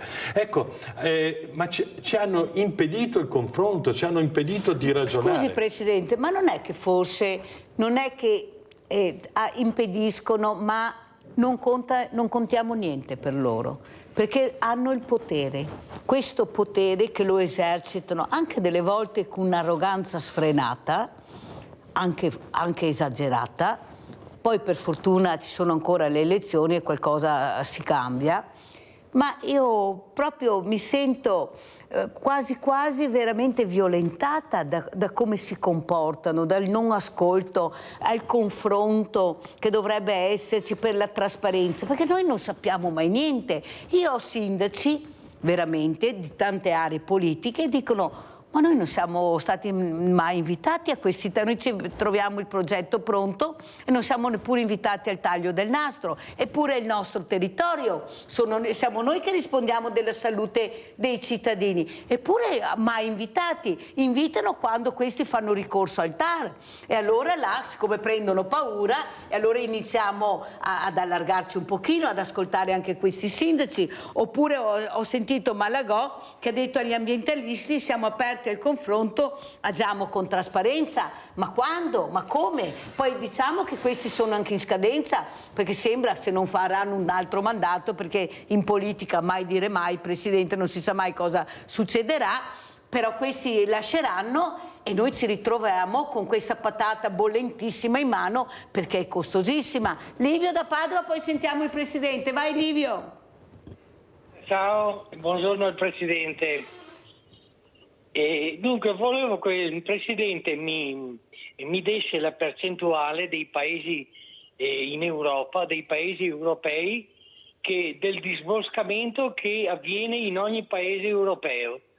Ecco, tanto per sapere l'Italia a che punto si trova nel disboscamento dei nostri territori. Grazie. Grazie Livio. Allora rispondiamo a Livio, poi continuiamo a rispondere anche a Paola da Padova. Prego Presidente. Mi ripete la domanda che ha fatto di Livio? Il disboscamento, voleva sapere in Italia come siamo menti rispetto ad altri paesi europei come disboscamento. Allora, in Italia abbiamo il bosco che cresce. Nel 1960 avevamo 5 milioni e mezzo di ettari di bosco, oggi siamo a 11 milioni. Ma questa non è una notizia positiva, nonostante la quantificazione. Questa è una notizia che ci crea altri problemi, perché questo aumento della superficie forestale è andata a discapito delle aree agricole, della montagna abbandonata e per di più siamo in presenza in Italia di un bosco estremamente fragile. Pensiamo all'Appennino, abbiamo ancora estese quote di bosco coltivate a ceduo, quando invece avremmo dovuto trasformarlo in fustaia, perché la fustaia rende un ecosistema intanto più produttivo. Spieghi cos'è, perché qualcuno magari non lo sa cos'è la fustaia. Ecco, il ceduo è il bosco trattato di latifoglia, trattato più per far legna, quindi si lascia una sottile pianta all'interno di una grande superficie e poi intanto ricrescono i polloni e 7-8 anni dopo si va a fare legna. Ecco. La fustaia è la pianta unica, può essere l'abete, può essere un faggio, può essere un carpio ad alto fusto, e ovviamente ha una produttività molto superiore e mi costruisce un ecosistema più forte e mi garantisce anche da eventi idrogeologici molto pesanti. Quindi avremmo dovuto avviare da anni in Italia la trasformazione della maggior parte di terreno di ceduo in fustaia. Non l'abbiamo fatto. Ancora il nostro bosco, laddove il bosco ha riconquistato pascoli o terreni agricoli, non viene gestito, ma forse è anche colpa degli agricoltori questo. Magari l'agricoltore è più attento a costruire come avere i contributi dall'Unione Europea o dalla Regione, piuttosto che scendere dal trattore e prendere una forbicina a tagliare qualche pianta. Come si faceva una volta invece. Come si faceva una volta di nascosto da noi forestali, no? Ma era un'azione virtuosa che manteneva le aree libere e mi manteneva anche una maggiore biodiversità complessiva. Ecco, allora torniamo a gestire i boschi, sono d'accordo. Presidente, io sono stata una volta, anni fa, a fare un'intervista in una malga. E poi, sapendo che ero là con le telecamere, abbiamo avuto tanti malgari che sono venuti a trovarci, a salutarci. E tutti hanno detto, se forse avessero capito l'importanza che noi ci siamo, che possiamo fare un lavoro anche boschivo, invece ci hanno tagliato proprio gli arti. Noi non possiamo toccare niente. Eppure noi sappiamo toccare il territorio, sappiamo cosa serve al bosco. Lei è d'accordo, essendo un forestale? Che qualche agricoltore sappia trattare il bosco ne sono convinto, ma che la categoria complessiva degli agricoltori sappia cos'è un bosco non sono assolutamente convinto, per esperienza personale. Il bosco va gestito unendo le energie e i bisogni degli agricoltori con quelli della natura. E allora ragioniamo, ci mettiamo attorno a un tavolo. Io sono convinto che il patrimonio delle malghe e degli allevatori vada conservato. Non li definisco i giardinieri delle Alpi, perché non è vero che sono i giardinieri delle Alpi. Il giardino delle Alpi lo costruiamo assieme.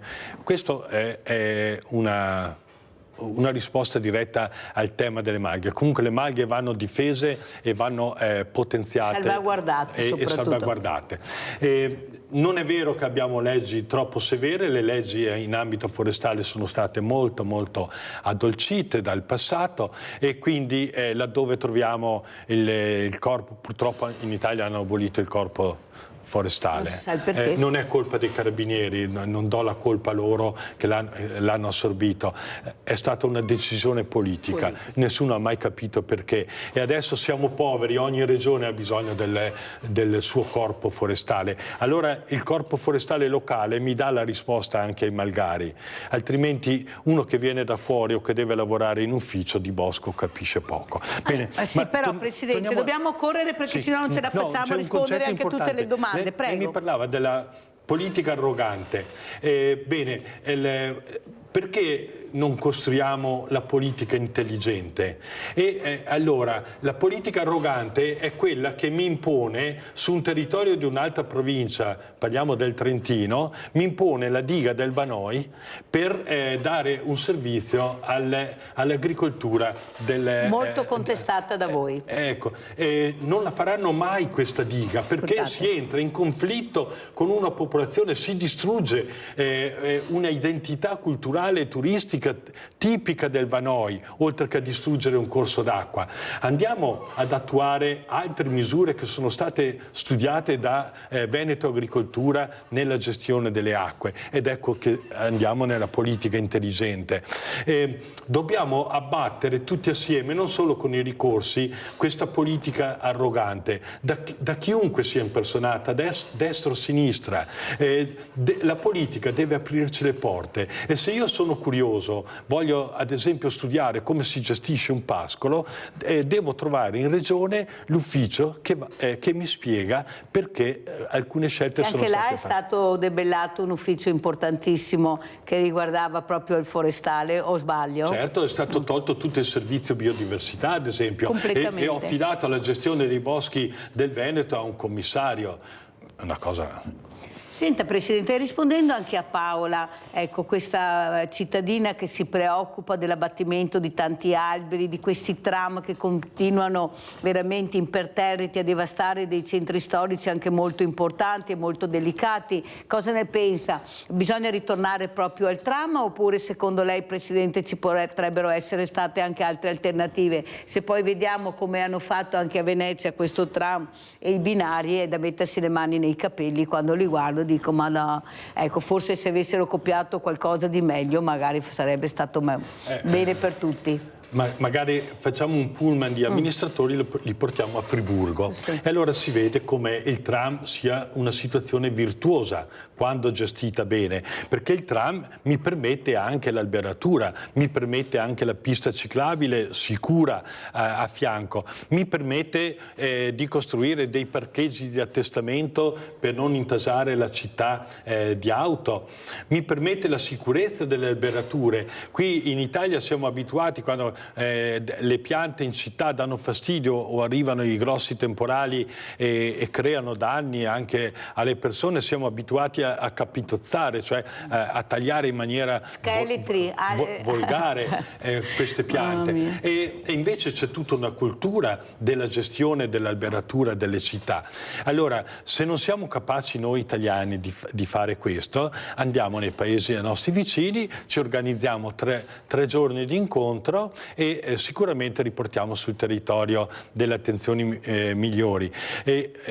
Però voglio ribadire, il tram laddove fatto bene è una scelta positiva, però il tram mi deve garantire che io la macchina la lascio fuori dall'ambito cittadino. Hai capito Paola cosa ha detto il Presidente Casanova? Allora andiamo a vedere questo video istituzionale, perché è giusto anche capire chi sono il Presidente Casanova e cosa rappresenta. Andiamo a vedere il video istituzionale.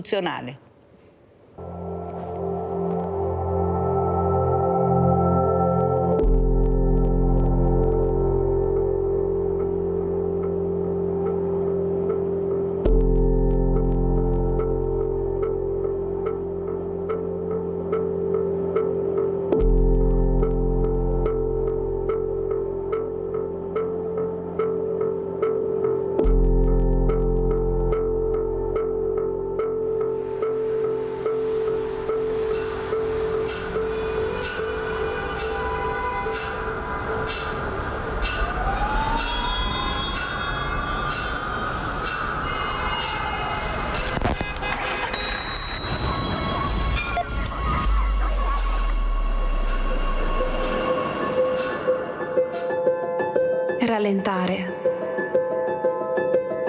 Imparare a respirare il silenzio e ad amarlo. Mettere alla prova il proprio corpo e il proprio cuore. Accogliere in sé il dono della solitudine. Sentirsi parte di tutta la bellezza che ci sta attorno.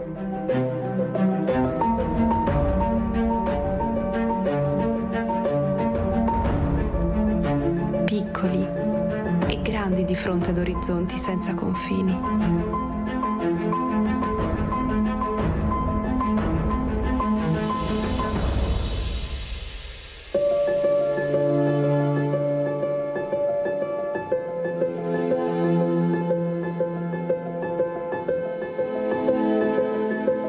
Incantarsi. Le montagne sono tra gli ultimi spazi liberi della terra. Sorgenti che dissetano il nostro spirito. Rilievi che vestono i nostri paesaggi. Cime che abitano la nostra immaginazione.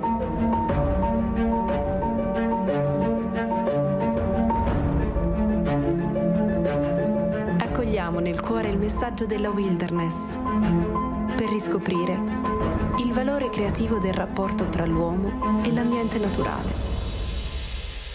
quella patria segreta in cui vive una parte irrinunciabile di noi stessi.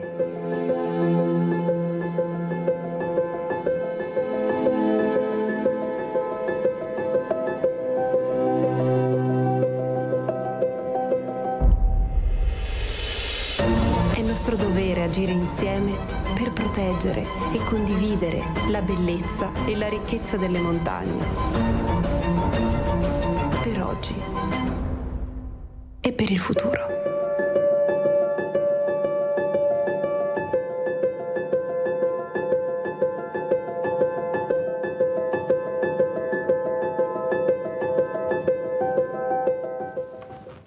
Abbiamo in linea Giusy da Treviso, poi commentiamo questo bellissimo video. Vai Giusy. Ciao Mirella, buongiorno ai tuoi ospiti. Allora Mirella, in Alto Adige chi va in vacanza in albergo oppure in appartamento, il proprietario dà un buono gratuitamente tutti i giorni che possono andare in treno e in pullman gratuitamente per tutta la vacanza. Hai capito? Fanno questo adesso e puoi girare di andare a Bolzano, Merano, tutti i paesi dell'Alto Adige in giornata, vieni a casa la sera e dopo parti il mattino e vai dove vai, hai capito? Col pullman e treni gratuitamente. Tutta la vacanza, ogni giorno. Vi saluto. Sì, Giusy, ti sei dimenticata di dire che sono a statuto speciale e hanno tantissimi soldi, però li impiegano anche molto bene, devo dire la verità, perché basta passare da Longarone e andare un po' più avanti e si vede la differenza. Quando arrivo a Longarone, dico sempre, voi lo sapete, mi sembra di arrivare a Marghera. La prima volta che ho sbagliato strada, sono arrivata a Marghera, non riconoscevo più il paese di Longarone. Più in là vedi la differenza, l'investimento invece per conservare. Cosa pensa, Presidente? Io non vedo così bene l'Alto Adige, proprio perché ha tanti soldi, li investe anche molto male, però hanno degli amministratori anche intelligenti, oltre che arroganti. E allora hanno fatto questa scelta estremamente positiva, ma stanno anche finendo di distruggere quanto di bello hanno. Pensiamo alle monoculture della frutta, pensiamo all'industria dello sci nella Val Pusteria o in Senales o nella Val Gardena. Quindi non è tutto oro che luccica quello che vediamo dall'Alto Adige. Però è vera anche una cosa, che l'Alto Adige e il Trentino volevano una regolamentazione severa dei transiti, dei passi dolomitici, e chi si è opposta? La Regione Veneto, l'assessore Caner e i suoi colleghi. Quindi se da 8-9 anni non riusciamo a regolamentare gli accessi ai passi dolomitici, la grande responsabilità politica è del Veneto. E qui non era questione di soldi, perché i soldi li mettevano le due province autonome per potenziare gli autobus e il trasporto pubblico verso i passi dolomitici. È ancora una situazione di debolezza culturale da parte di chi ci amministra. Però, Presidente, è anche vero che dobbiamo anche informarci, anche noi di più dobbiamo stare più attenti, perché in effetti abbiamo ancora un'arma importante che è il voto, anche se abbiamo continuamente questi listini bloccati, perché è vero che si va con le preferenze, però i nomi sono quelli che mettono le segreterie. Però qualcosa si sta muovendo, nel senso che vedo l'opinione pubblica, grazie forse anche a un'informazione diversa, ecco, voi che parlate molto di più, il cittadino che riesce a prendere la linea e si esprime nel bene e nel male, ma riesce ancora a dire quello che pensa.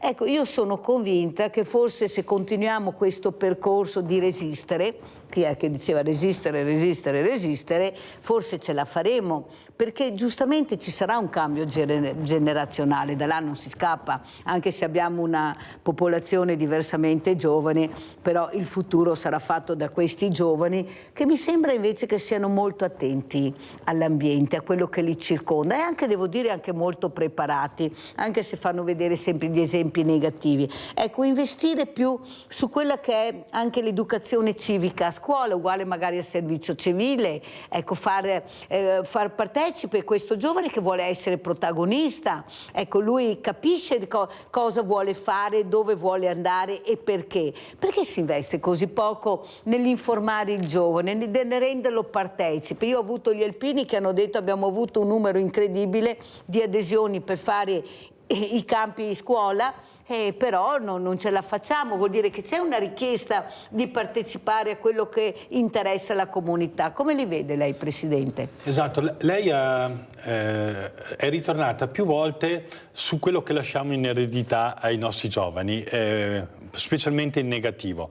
I giovani di oggi si rendono conto che il sistema che abbiamo costruito in questi 60 anni, che ci ha portato comunque a un livello di benessere che non esisteva 60 anni fa, ormai è un sistema inadeguato. Loro vivono di precarietà sul lavoro, precarietà negli affetti, non riescono a trovare case in affitto a prezzi decenti, non riescono a trovare sbocchi lavorativi per i titoli di studio che hanno acquisito. Pensiamo che ogni anno in provincia di Bolzano, l'abbiamo citata prima, 800 giovani laureati scappano dalla provincia di Bolzano, eppure è una realtà ricca, come diceva lei. Allora questo ci deve preoccupare. I giovani hanno all'interno una carica estremamente positiva. Io ho partecipato al campus dei ragazzi universitari di Venezia, sono chiamato all'interno di tanti ambiti universitari e trovo un interesse molto più forte di quello che vivevo quando ero giovane io. Magari noi eravamo più ideologizzati, avevamo una visione della politica magari più complessiva. E loro vanno invece sugli argomenti concreti. Loro hanno una preparazione scientifica e tecnica superiore a quella che ho vissuto io nel mio percorso sociale. Quindi io vedo con grande fiducia il loro attivismo, anche quando possono sbagliare, fare un atto che mi infastidisce, penso ai monumenti in particolare.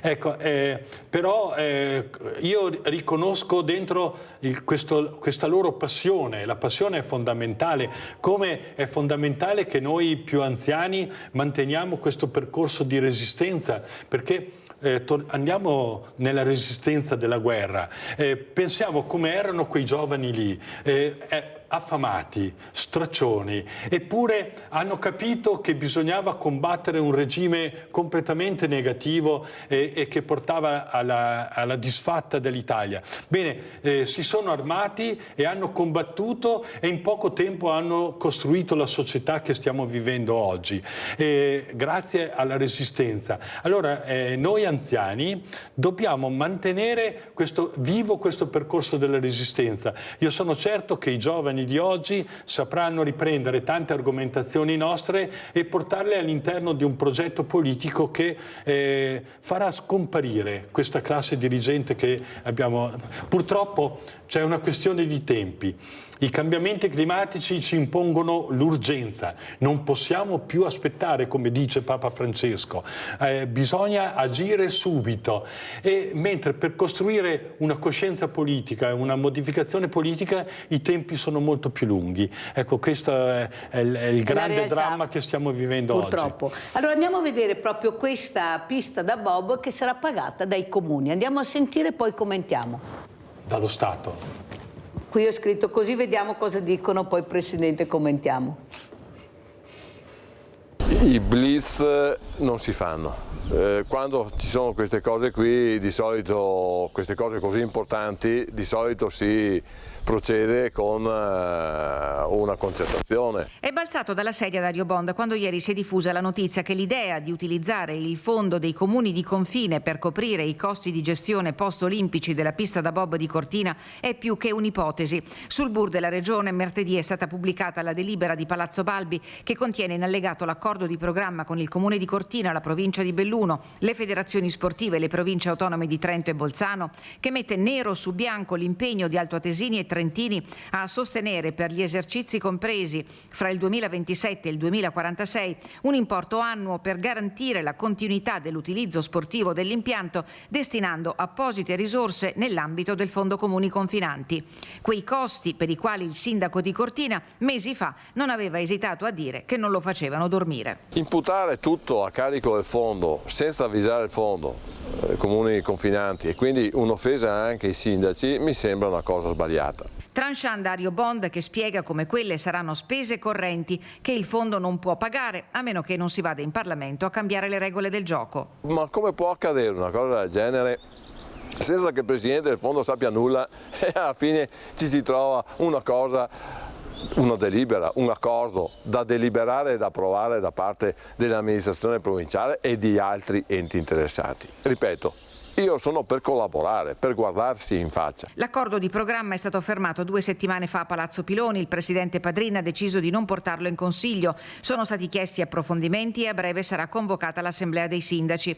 La notizia, piombata come un fulmine a ciel sereno contemporaneamente alla bufera giudiziaria che ha scosso gli ex vertici della Fondazione Milano Cortina 2026, ha provocato reazioni forti da sinistra italiana. Il segretario provinciale Paolo Perenzin, ex consigliere provinciale, ricorda come lo scorso autunno sia stata approvata in provincia una delibera in cui si dichiara fortemente contraria all'utilizzo delle risorse del fondo per eventuali spese di gestione della pista da bob e di altri impianti realizzati per le Olimpiadi. No secco anche del PD. La Regione ha già deliberato, Cortina ha già deliberato, verosimilmente sono d'accordo anche Trento e Bolzano.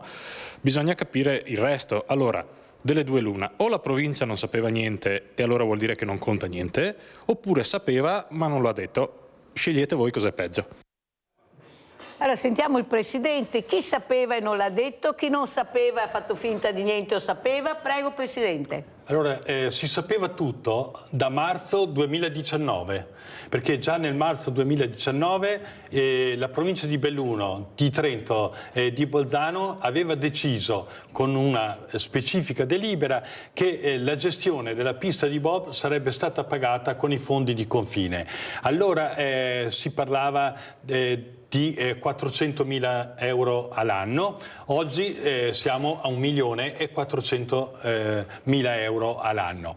Allora, con tutti i problemi che abbiamo nel bellunese, andiamo all'interno di questo bacino dei fondi di confine, andiamo a prendere 33 milioni in Comelico, 1,4 milioni per la pista di bob, altri milioni per collegare la Varone con gli sci, ma possibile che le province di montagna del Veneto non abbiano altri problemi che le piste di sci? Ecco, allora, perché succede questo? Perché i fondi di confine vengono decisi all'interno di una cerchia chiusa, dove non hanno diritto di parola nemmeno i consiglieri regionali del Veneto e nemmeno quelli della provincia autonoma di Trento e di Bolzano. Io so che diverse forze politiche in tutti e tre gli ambiti si sono interessati e vogliono una riforma completa dei fondi di confine, non toglierli, mantenerli, ma che vadano su argomenti sociali. Pubblicità.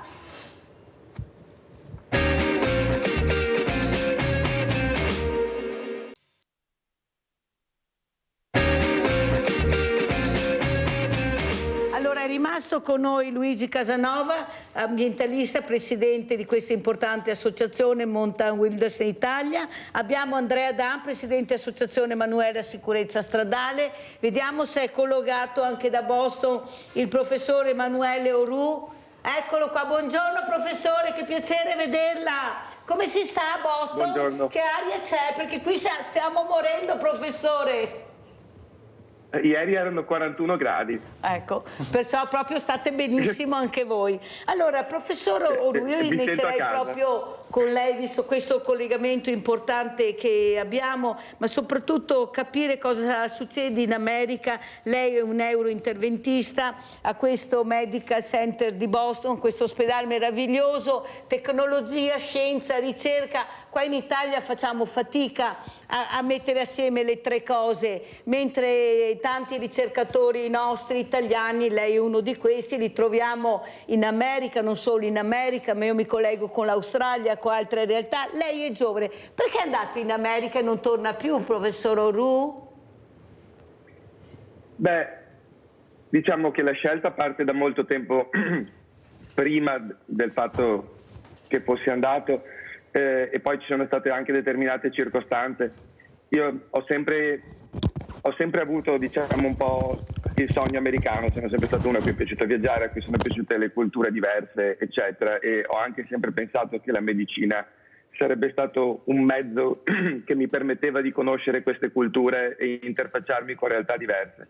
E poi appunto, io sono di una generazione che ancora aveva questo sogno americano, no? Quindi negli anni 90 eravamo bombardati dalla cultura, eccetera, e quindi mi ricordo la prima volta che sono andato a New York, mi sembrava di essere in un altro mondo, e quindi avevo sempre avuto questo sogno inizialmente. Poi ho fatto medicina in Italia, e poi si sono presentate le occasioni, ovviamente mi sono anche un po' mosso in quel senso, e lavoro mio più appunto circostanze favorevoli, alla fine della specialità che ho fatto a Padova in radiologia, io faccio solo neuroradiologia interventistica, ho potuto andare un anno al Johns Hopkins negli Stati Uniti, poi gli anni sono diventati 5 con un anno a Toronto, e poi mi hanno preso a lavorare a Boston in questo Leahy Hospital and Medical Center, quindi le cose sono anche arrivate non per un piano ben preciso, ma a piccoli passi. C'è sempre stata la voglia di andare, anche per motivi culturali, e anche perché sapevo che diciamo, il modo di insegnare la medicina era estremamente strutturato qui negli Stati Uniti. Io sono sempre stato uno che ha avuto bisogno di struttura nelle cose che faceva, e quindi volevo entrare in un sistema molto ordinato e che ti formasse in modo molto standardizzato ad alti livelli. Quindi questo è stato l'inizio, e poi dopo le cose sono seguite. Adesso, diciamo, la mia vita è qui, quindi difficile anche tornare indietro. Sembra facile, ma quando uno va via 10 anni tante cose cambiano. Professor Auroux, quello che però vorrei chiedere, qualche volta tornerà in Italia, spero. Spero che ero lì una settimana fa, potevo venire di persona. Ecco, ha visto, però ci siamo arrivati lo stesso, e i collegamenti funzionano meglio lontano che da vicino, perché se mi collego con un paese qua non riesco neppure, visto che parlano tanto di alta tecnologia in Italia. Senta, professor Auroux, ma quando viene in Italia, ecco, lei girerà, vedrà, sentirà anche i suoi colleghi. Sì, certo, poi sono in contatto. Che sensazione ha? Cos'è che la preoccupa di più, oppure che la rende felice quando ritorna negli Stati Uniti? Beh, allora, dividiamo le due cose.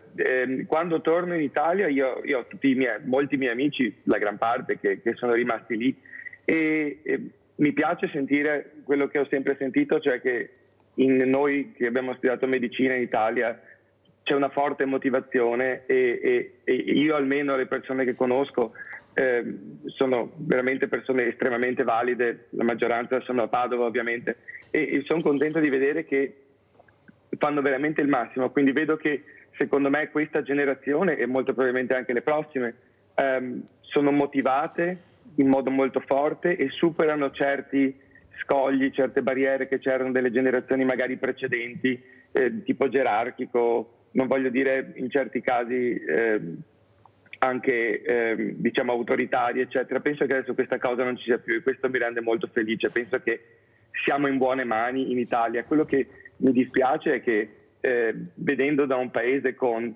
enormi infrastrutture, enormi possibilità, vedo che molte cose, comunque, un po' perché è inevitabile, un po' perché è nello spirito della sanità italiana per come la conosco, magari vanno lentamente o si fa fatica ad avere grandi progressioni di carriera che magari qui sono un po' più considerate all'ordine del giorno, e lì con un sistema che inevitabilmente, anche perché è pubblico, un po' più farraginoso, sono più difficili da fare. Cioè, sento anche tanta gente che spesso è frustrata dalla mancanza di progressione, e devo dire la verità, so che questo è un argomento forte, ovviamente del fatto che gli stipendi non permettono magari più quello che una volta era una vita di prestigio, se la vogliamo chiamare così, e adesso insomma è anche più, diciamo, non si sono evoluti con il costo della vita, che trovo altissimo in Italia per certe cose,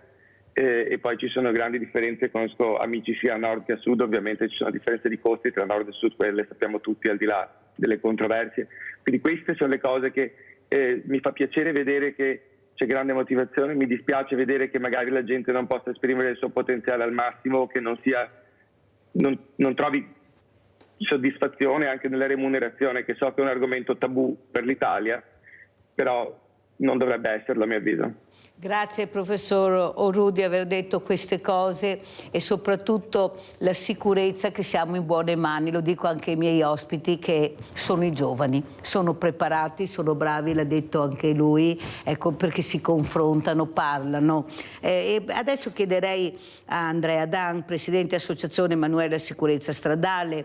Ecco, si è parlato molto di infrastrutture, parliamo di un'America importantissima, dove non si combatte la terza corsia Malano, la quinta e la sesta corsia. Tu sei appena arrivato dal Marocco, da quando è morta tua figlia, che vogliamo ricordare, Manuela, perché è un dolore che non passa mai.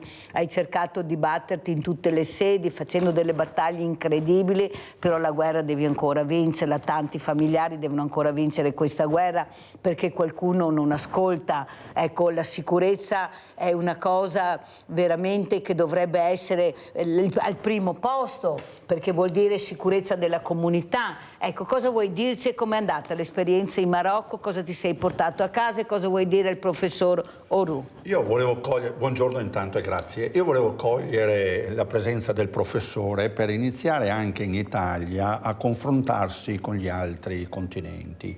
In America, se uno viene beccato in stato di ebbrezza, non è che gli ritirano la patente, si fa direttamente 12 ore in carcere, nelle sacre galere, per cui da lì diventa in qualche modo anche più responsabilità chi abusa di droga, responsabilità di chi abusa di alcol.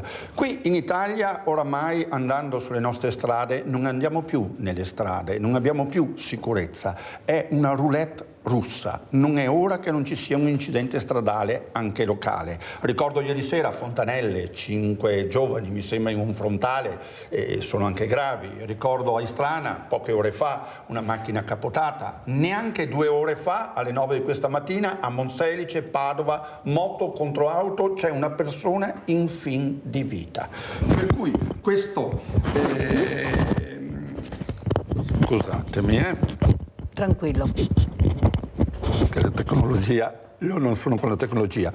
Questo che significa che bisogna assolutamente che il popolo si rivolga, faccia una rivoluzione. Ben venga quello che è iniziato ieri sera. Ne avete sentito che nel Consiglio Comunale di Conegliano c'è stato un blitz con le foto, con i nomi di vari figli morti nelle strade nei confronti dell'amministrazione comunale. Per cui il popolo deve iniziare a far capire che la propria vita, la vita dei propri familiari, si trova in una roulette russa, è un pericolo proprio sulla vita. Io direi la vita di ognuno di noi quando usciamo di casa. Ma certo, ecco, perché questo, cioè, non è che dobbiamo farci il segno della croce quando ritorniamo a casa, perché io sono dell'idea che non è molta colpa delle infrastrutture, io sono dell'idea che è colpa anche nostra, perché ognuno quando esce di casa si fa le proprie regole, c'è quello in positivo ma molto in negativo, e tu devi avere il rispetto del prossimo. Ecco, Presidente Casanova, dopo aver sentito anche il professor Orù, che punta molto sui giovani, dice: vedrete, abbiate pazienza, ascoltateci e vedrete che qualcosa cambierà, perché siamo preparati, siamo bravi e sappiamo cosa vogliamo nel nostro futuro. Lei come commenta anche le parole del Presidente Dan? Come dicevo anche prima, io sono convinto che la generazione di giovani è molto più attenta della nostra su tutti i temi. Appunto, dicevo, non è un caso della frequenza con la quale vengo invitato nelle università, delle richieste di aiuto su tesi di laurea specifiche, insomma, sulle questioni ovviamente ambientali e naturali, ma anche la questione ambientale si intreccia strettamente con il tema della sicurezza, magari in un altro modo, ma difendere la natura vuol dire costruire sicurezza per i nostri giovani e loro ne sono pienamente consapevoli.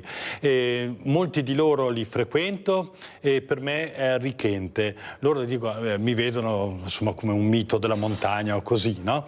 E invece loro, il confronto con loro mi arricchisce volta per volta, proprio per la varietà di esperienze, anche perché questi giovani, a differenza magari di noi, viaggiano molto. Insomma, io conosco comunità di ragazzi che sono andati a studiare le comunità del Messico e di Panama, ne conosco altri appena tornati dal Pakistan e così quando si trovano nella nostra realtà anche il tema della sicurezza stradale è una delle loro attenzioni, si sentono proprio insicuri, come dice lei, è una roulette russa mettersi su una strada. Anche dalla mia provincia, insomma da Trento, ieri tra moto e biciclette abbiamo avuto 2 morti e un numero importante di feriti, e siamo all'interno di 2 province che contano 1 milione di abitanti. Allora dobbiamo rivedere tutti i nostri comportamenti quando siamo sulla sede stradale. Dobbiamo chiedere alle autorità di pubblica sicurezza una maggiore presenza. Dopo loro rispondono giustamente, non abbiamo personale, abbiamo molti limiti, noi lo faremmo potessimo. E allora ecco che ancora ritorna la politica protagonista, deve potenziare i mezzi di intervento di questi agenti, ma deve dare anche loro delle certezze. È umiliante per un agente trovare una situazione, ad esempio, di ubriachezza importante sulla viabilità stradale e 2 ore dopo dover rilasciare la persona senza avere... Perché qualcuno non vuole decidersi che quando si guida l'alcol deve essere 0, come ci sono in altre realtà. Però siccome c'è un grande business, in Italia vediamo che viene supportato il business invece che la persona umana. E poi umana. quando ci sono i limiti, se sono 30 all'ora, sono 30 all'ora. Se ci sono gli autovelox, ben vengano gli autovelox. Se non siamo capaci di autoeducarci, abbiamo bisogno di mezzi tecnici che ci impongano le regole. Infatti dopo qualcuno è successo invece che li ha abbattuti perché le regole non vanno rispettate. Questo è quello che abbiamo assistito ed è diventato anche un mito questo personaggio, più personaggi, non si sa quanti siano. Allora, professor Orù, quello che volevo chiedere invece, intanto spieghiamo anche di cosa si occupa perché ci interessa molto. Ecco, ci racconti, perché l'ho invitata anche per quello, per capire dove vanno a parare certi ragazzi con queste realtà meravigliose. Prego, professor Orù. Beh, allora io mi occupo di, non voglio dire una specialità di nicchia perché non lo è, però una specialità oscura per molti, ecco, gliela metto così. In Europa originariamente si chiamava neuroradiologia interventistica, fondamentalmente è una neurochirurgia mini-invasiva che tratta, almeno originariamente, tutte le patologie dei vasi cerebrali e del midollo spinale tramite micro tubicini guidati che muoviamo sotto guida di raggi X e tramite i quali possiamo aprire e chiudere vasi cerebrali e spinali, quindi possiamo trattare l'ictus, il classico, lo stroke, insomma, e sanguinamenti cerebrali di vario genere. Adesso poi si è espansa, è in enorme espansione, anche con patologie più funzionali magari del liquido che circonda il cervello o del drenaggio venoso, ma fondamentalmente questa la potremmo chiamare neurochirurgia endovascolare o comunque neurochirurgia interventistica. Ci sono 1000 nomi,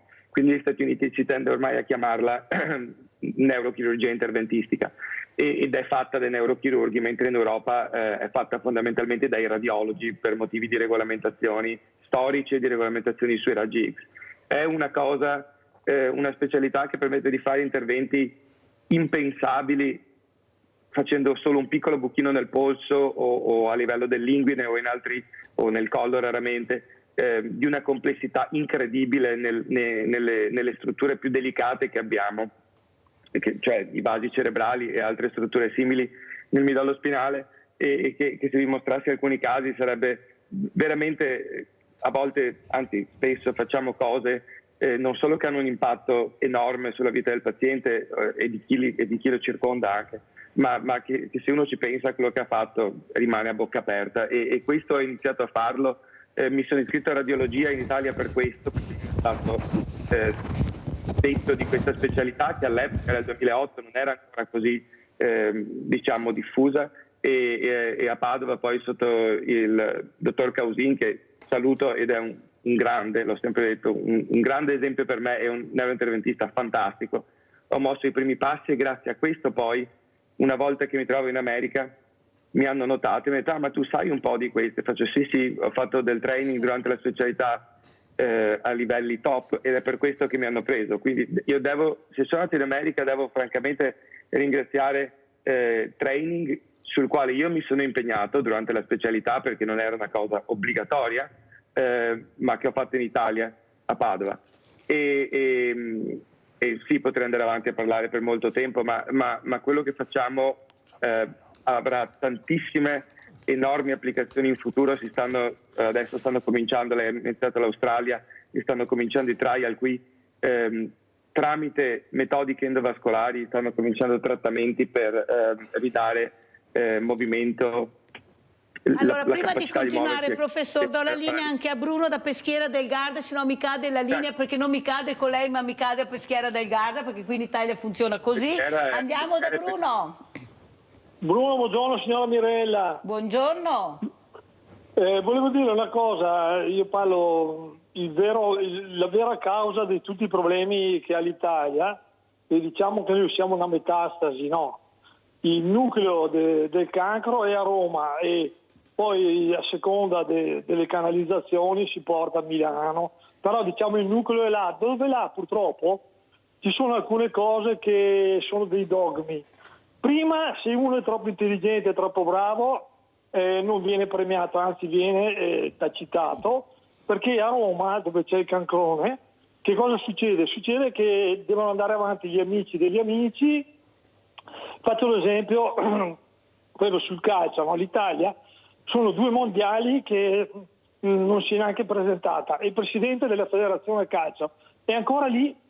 In tanti altri paesi, quando uno si dimostra di essere incapace, viene licenziato o cambiato. Noi italiani purtroppo, tra l'altro anche al voto, dimostriamo di non saperlo fare, perché insomma, l'ultima cosa, concludo, che un politico deve essere capace, intanto capace, soprattutto anche di mediare. Faccio l'esempio, il nostro grande Fanfani, l'ultimo politico secondo me che vale la pena chiamarlo così, ha speso dei soldi per gli italiani, però ha fatto migliaia di case popolari. Il nostro buon amico Conte, tra reddito di cittadinanza e il 110%, ha buttato via più di 200 miliardi e la gente è ancora ai passi di prima, quando con questi soldi si potevano fare case popolari non so quante. Questo dimostra che se c'è la capacità delle persone le cose si fanno. Se invece si manda avanti gli amici degli amici per favorire gli appalti, e concludo, in Italia è stato fatto 10 anni fa o 15, adesso non ricordo, un appalto di 10.000 pale eoliche, quando in Olanda le stanno tirando via. Però l'appalto di 10.000 pale eoliche, sa, certi amici come sono contenti, e questi si mettono i loro politici. Concludo, grazie, mi scusi. No, grazie Bruno. Ecco, avete sentito come siamo presi, che diamo ancora comandi e scusa, invece è giusto fare le proprie riflessioni che ha fatto Bruno. Non serve, sai, andare tanto a Roma, basta stare anche qua vicino, che se non fai parte dei cerchi magici non vai da nessuna parte. Non serve, Bruno, andare fino a Roma, anche qua vicino. Quello che però volevo capire col professor Auroux, io ho avuto il professor Gerosa, non so se lei l'ha sentito nominare, questa eccellenza. Certo. ho tante Io ho fatto la eccellenze, tesi in professore, che cardiochirurgia. fortunatamente vengono nella mia trasmissione, oppure il professor Garattini. Allora iniziamo col professor Gerosa, stiamo parlando di cuore artificiale, però si è parlato di intelligenza artificiale e lui ha semplicemente risposto alla mia domanda se avevo letto la sua relazione, perché alla fine c'è sempre l'uomo. Allora di cosa parliamo? Se non c'è l'uomo, di cosa stiamo parlando? Oppure del professor Garattini che ci ha rivolto il suo appello a noi donne dicendoci: guardate che i farmaci che prendete sono testati sugli uomini. Quando ho chiesto a un ricercatore proprio in America, non è che in Australia, non mi ricordo se era vero questo, l'ho messo un po' con le spalle al muro, era un po' imbarazzato, ho detto: guardi che me l'ha detto il professor Garattini, cioè ecco, glielo dico, però questa è la verità. Quante cose non sappiamo e adesso sembra che l'intelligenza artificiale sia la cosa più importante, mentre anche Papa Francesco ha detto attenzione, attenzione, bisogna capire. Lei, professor Auroux, come la vede questa intelligenza artificiale, che ormai si parla di elezioni e di intelligenza artificiale, tutto il resto è noia? Prego. Beh, allora io diciamo nel mio campo sono sempre sulla frontiera, cioè noi molto frequentemente utilizziamo cose, vista la complessità di quello che facciamo e la gravità di certe situazioni che magari non sono mai state usate prima, cioè il mio campo è basato sull'innovazione costante e quindi si parla molto adesso, i temi forti sono la robotica e l'intelligenza artificiale. Io collaboro con alcune grosse società che fanno i nostri macchinari, come diciamo facciamo testing, consulenze eccetera, io e anche i miei colleghi, e vedo cose incredibili, cioè nel senso molto presto io non sarò più vicino, molto presto, magari non molto presto, la settimana prossima, ma entro i prossimi 5-10 anni quello che adesso è sperimentale, cioè magari interventi robotici sul cervello con l'operatore che non è neanche nella stanza, saranno routine e vedo già tantissimo in alcuni prototipi che ho visto l'implementazione dell'intelligenza artificiale, diciamo magari in modo simile adesso a quello in cui l'intelligenza artificiale ci può aiutare a parcheggiare. Forme di intelligenza artificiale sono anche i sensori quando parcheggiamo e cose simili, ma vedo queste cose già implementate come allarmi, cose che richiamano l'attenzione, sistemi di sicurezza.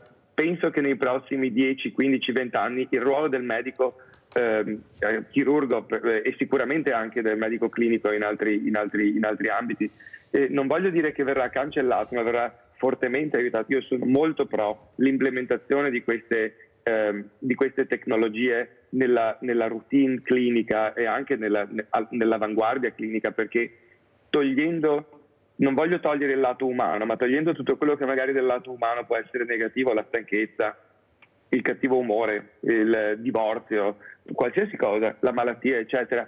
Penso che queste tecnologie ci possono aiutare molto, possono aiutare il paziente. Non penso che verrà tolto, almeno non nel nostro ciclo vitale, l'operatore che diciamo supervisionerà l'intelligenza artificiale. Come diceva Jensen Huang, il fondatore della Nvidia, non sarà l'intelligenza artificiale che toglie il lavoro, ma sarà chi usa l'intelligenza artificiale che toglie il lavoro a chi non la usa. Io penso che questo molto presto lo vedremo in tutti gli ambiti della medicina e penso, se fatto bene, sarà una cosa incredibilmente positiva.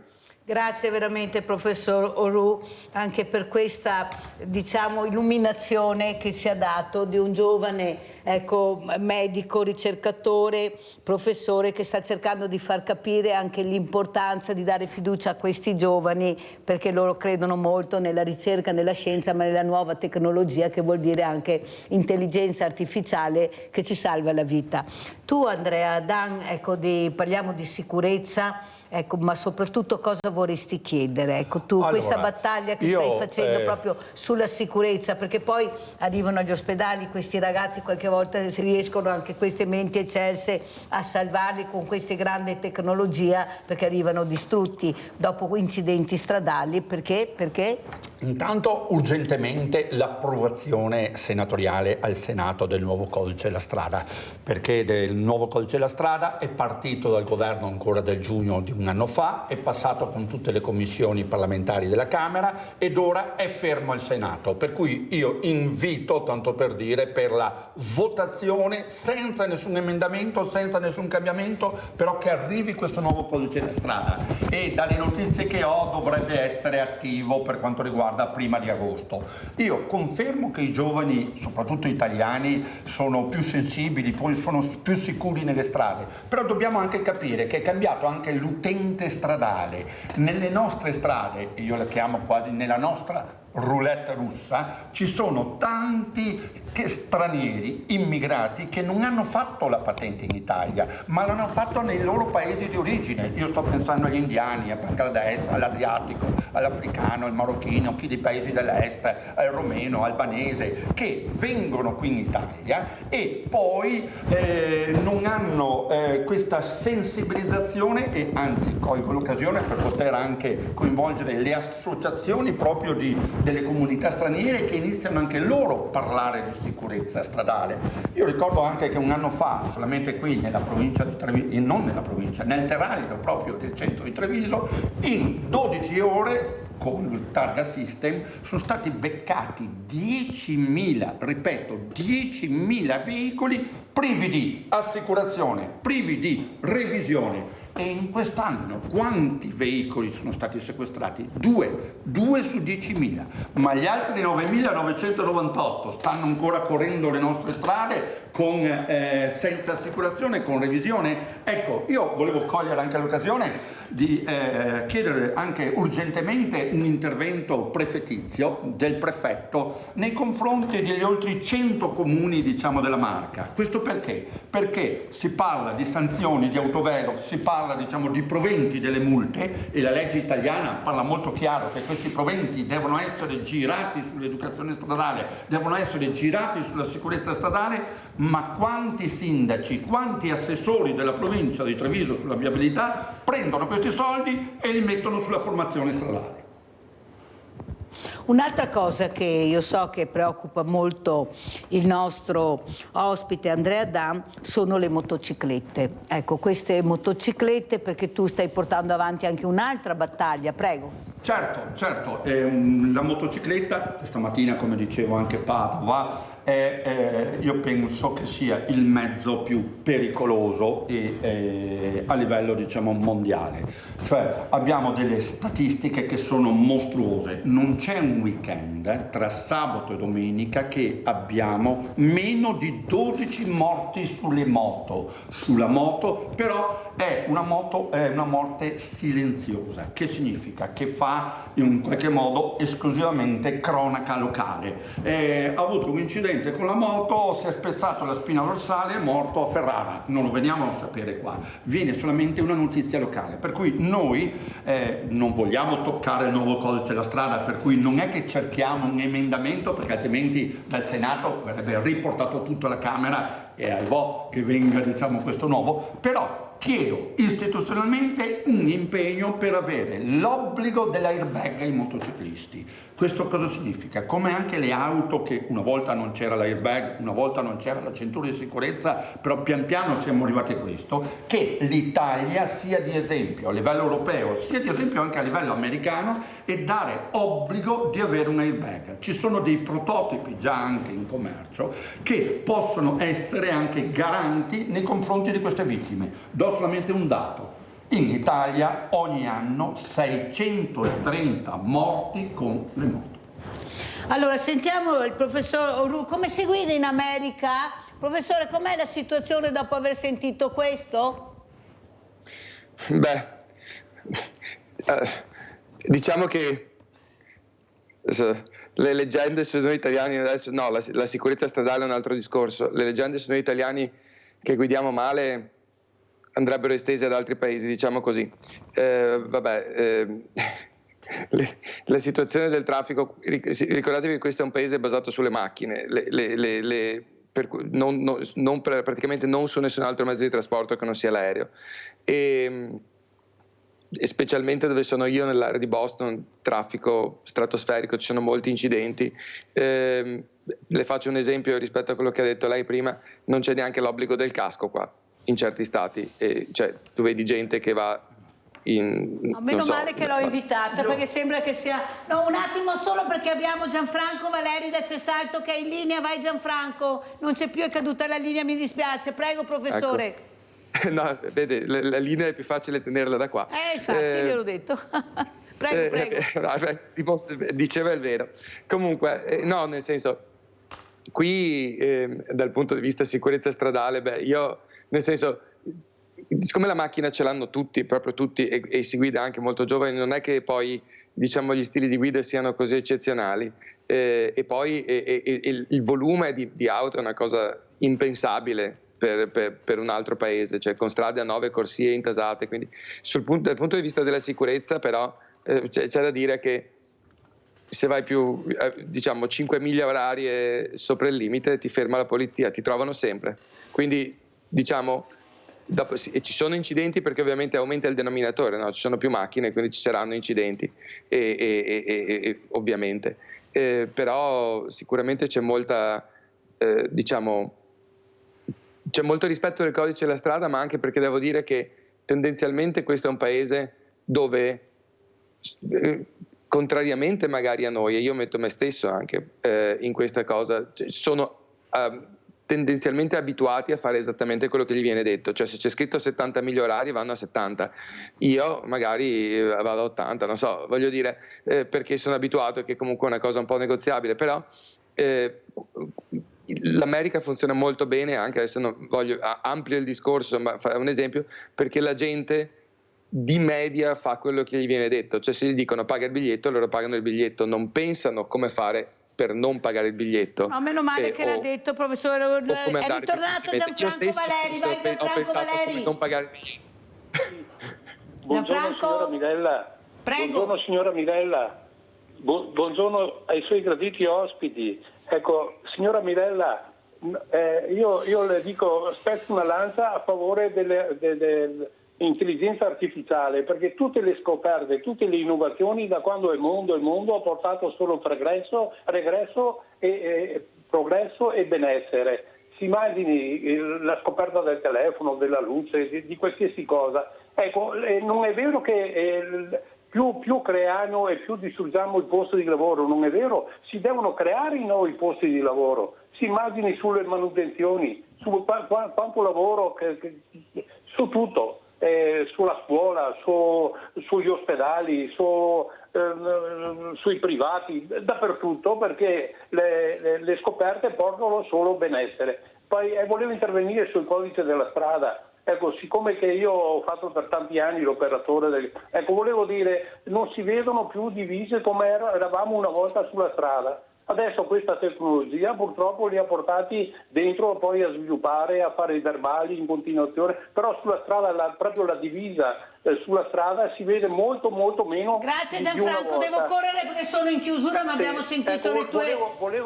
Volevo dal Presidente una risposta su questo. Sì, adesso te la diamo subito. Allora, Presidente Dan vuole una risposta. Cosa diciamo? Prego. Andiamo a copiare anche gli altri stati. Sono appena rientrato ora del Marocco e nel Marocco si vede la divisa in strada. Ci sono posti di blocco in ogni provincia 24 ore su 24, per cui io chiedo ai prefetti, io chiedo agli uffici competenti, iniziamo a mettere fuori la presenza permanente sulle strade, perché in questa roulette che parlavo prima deve essere fermata. Sentiamo come ci saluta il Presidente Casanova, che appello vuole fare, ormai siamo in chiusura, prego Presidente. Ecco, rimaniamo anche sul tema della sicurezza all'interno dell'ambiente. Prima abbiamo detto come i cambiamenti climatici stanno influendo in maniera diretta sulle nostre vite e anche sulla questione della sicurezza. Allora, certo dobbiamo garantire la sicurezza sulle strade, dobbiamo progettare le stesse strade in maniera diversa. Quanto ho detto prima, nelle progettazioni delle tante tangenziali in occasione occasione delle Olimpiadi sono ancora tutte costruite sul vecchio sistema ANAS che già Antonio Cederna accusava negli anni 70 e andiamo a costruire una sicurezza di tutto il territorio. Allora, chiudendo, non è più sufficiente la carta dei rischi di un territorio, dobbiamo costruire dapprima la carta dei pericoli e poi, grazie alla carta dei pericoli, costruiamo la pianificazione della gestione del territorio. Cambia il mondo solo con questo aspetto. Grazie. Sentiamo come ci saluta anche il professor Emanuele Orù. Grazie da Boston. Prego, professore. Grazie per avermi avuto, è stato un vero piacere e non posso che comunque quello che ha detto l'ascoltatore, l'ultimo, confermare che bisogna avere, cioè, e qui è prevalente questa cosa, bisogna avere fiducia nel futuro, nelle nuove scoperte fatte nel modo giusto, vivere, diciamo, proiettati all'innovazione, perché è l'innovazione che porta avanti. La paura delle novità, secondo me, è ingiustificata, è giusto fare le cose con il cervello e con criterio, ma è solo innovando, e il pendolo, diciamo, oscilla sempre verso il bene, no? Alla fine va sempre meglio, pensate a come eravamo 100 anni fa, oggi stiamo meglio, no? Quindi sicuramente quello che vivere qui ti porta a pensare e essere sempre proiettato all'investimento sul futuro e alla novità e alla positività. Questo direi che è la cosa fondamentale degli Stati Uniti, c'è sempre positività, cosa che noi italiani dobbiamo imparare. Grazie veramente professor Orù di essere stato con noi, salutiamo anche Boston, velocissimo Andrea Chan, come ci saluta? Come posso salutare? Io, più che il saluto da parte mia, mi aspetto un saluto da parte del Senato. Nuovo codice della strada, distinti saluti. Grazie ai miei ospiti, adesso andiamo a pranzo con la proposta di Mirella. Fusilli al pesto di mandorle. La dea Atena, commossa dalla tragedia amorosa di Fillide e Acamante, decise di trasformare Fillide in uno splendido albero di mandorlo. Acamante, quando seppe che Fillide era stata trasformata in albero, abbracciò la pianta e per ricambiare le carezze fece prorompere dai suoi rami fiori anziché foglie. Un abbraccio che forse si ripete ogni anno, quando i fiori del mandorlo annunciano la primavera. Ingredienti per 4 persone. 320 grammi di fusilli, 150 grammi di mandorle pelate, un mazzetto di basilico, 2 cucchiai d'olio extravergine d'oliva, aglio, sale grosso, parmigiano. Tritate non troppo finemente le mandorle nel mixer.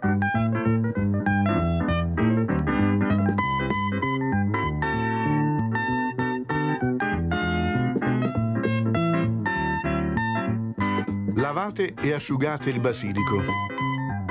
Pestate il basilico con lo spicchio d'aglio e una presa di sale grosso.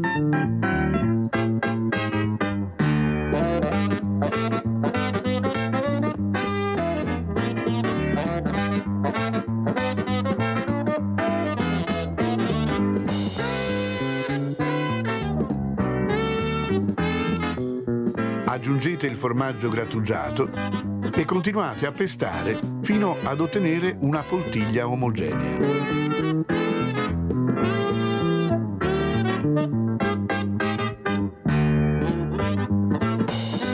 A questo punto aggiungete le mandorle e incorporate lentamente l'olio.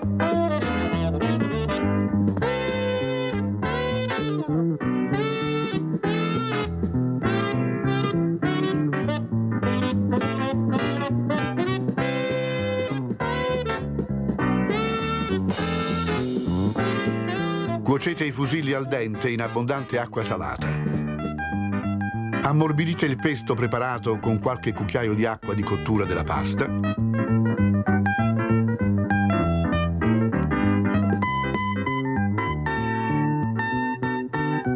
Unite i fusilli al pesto e servite.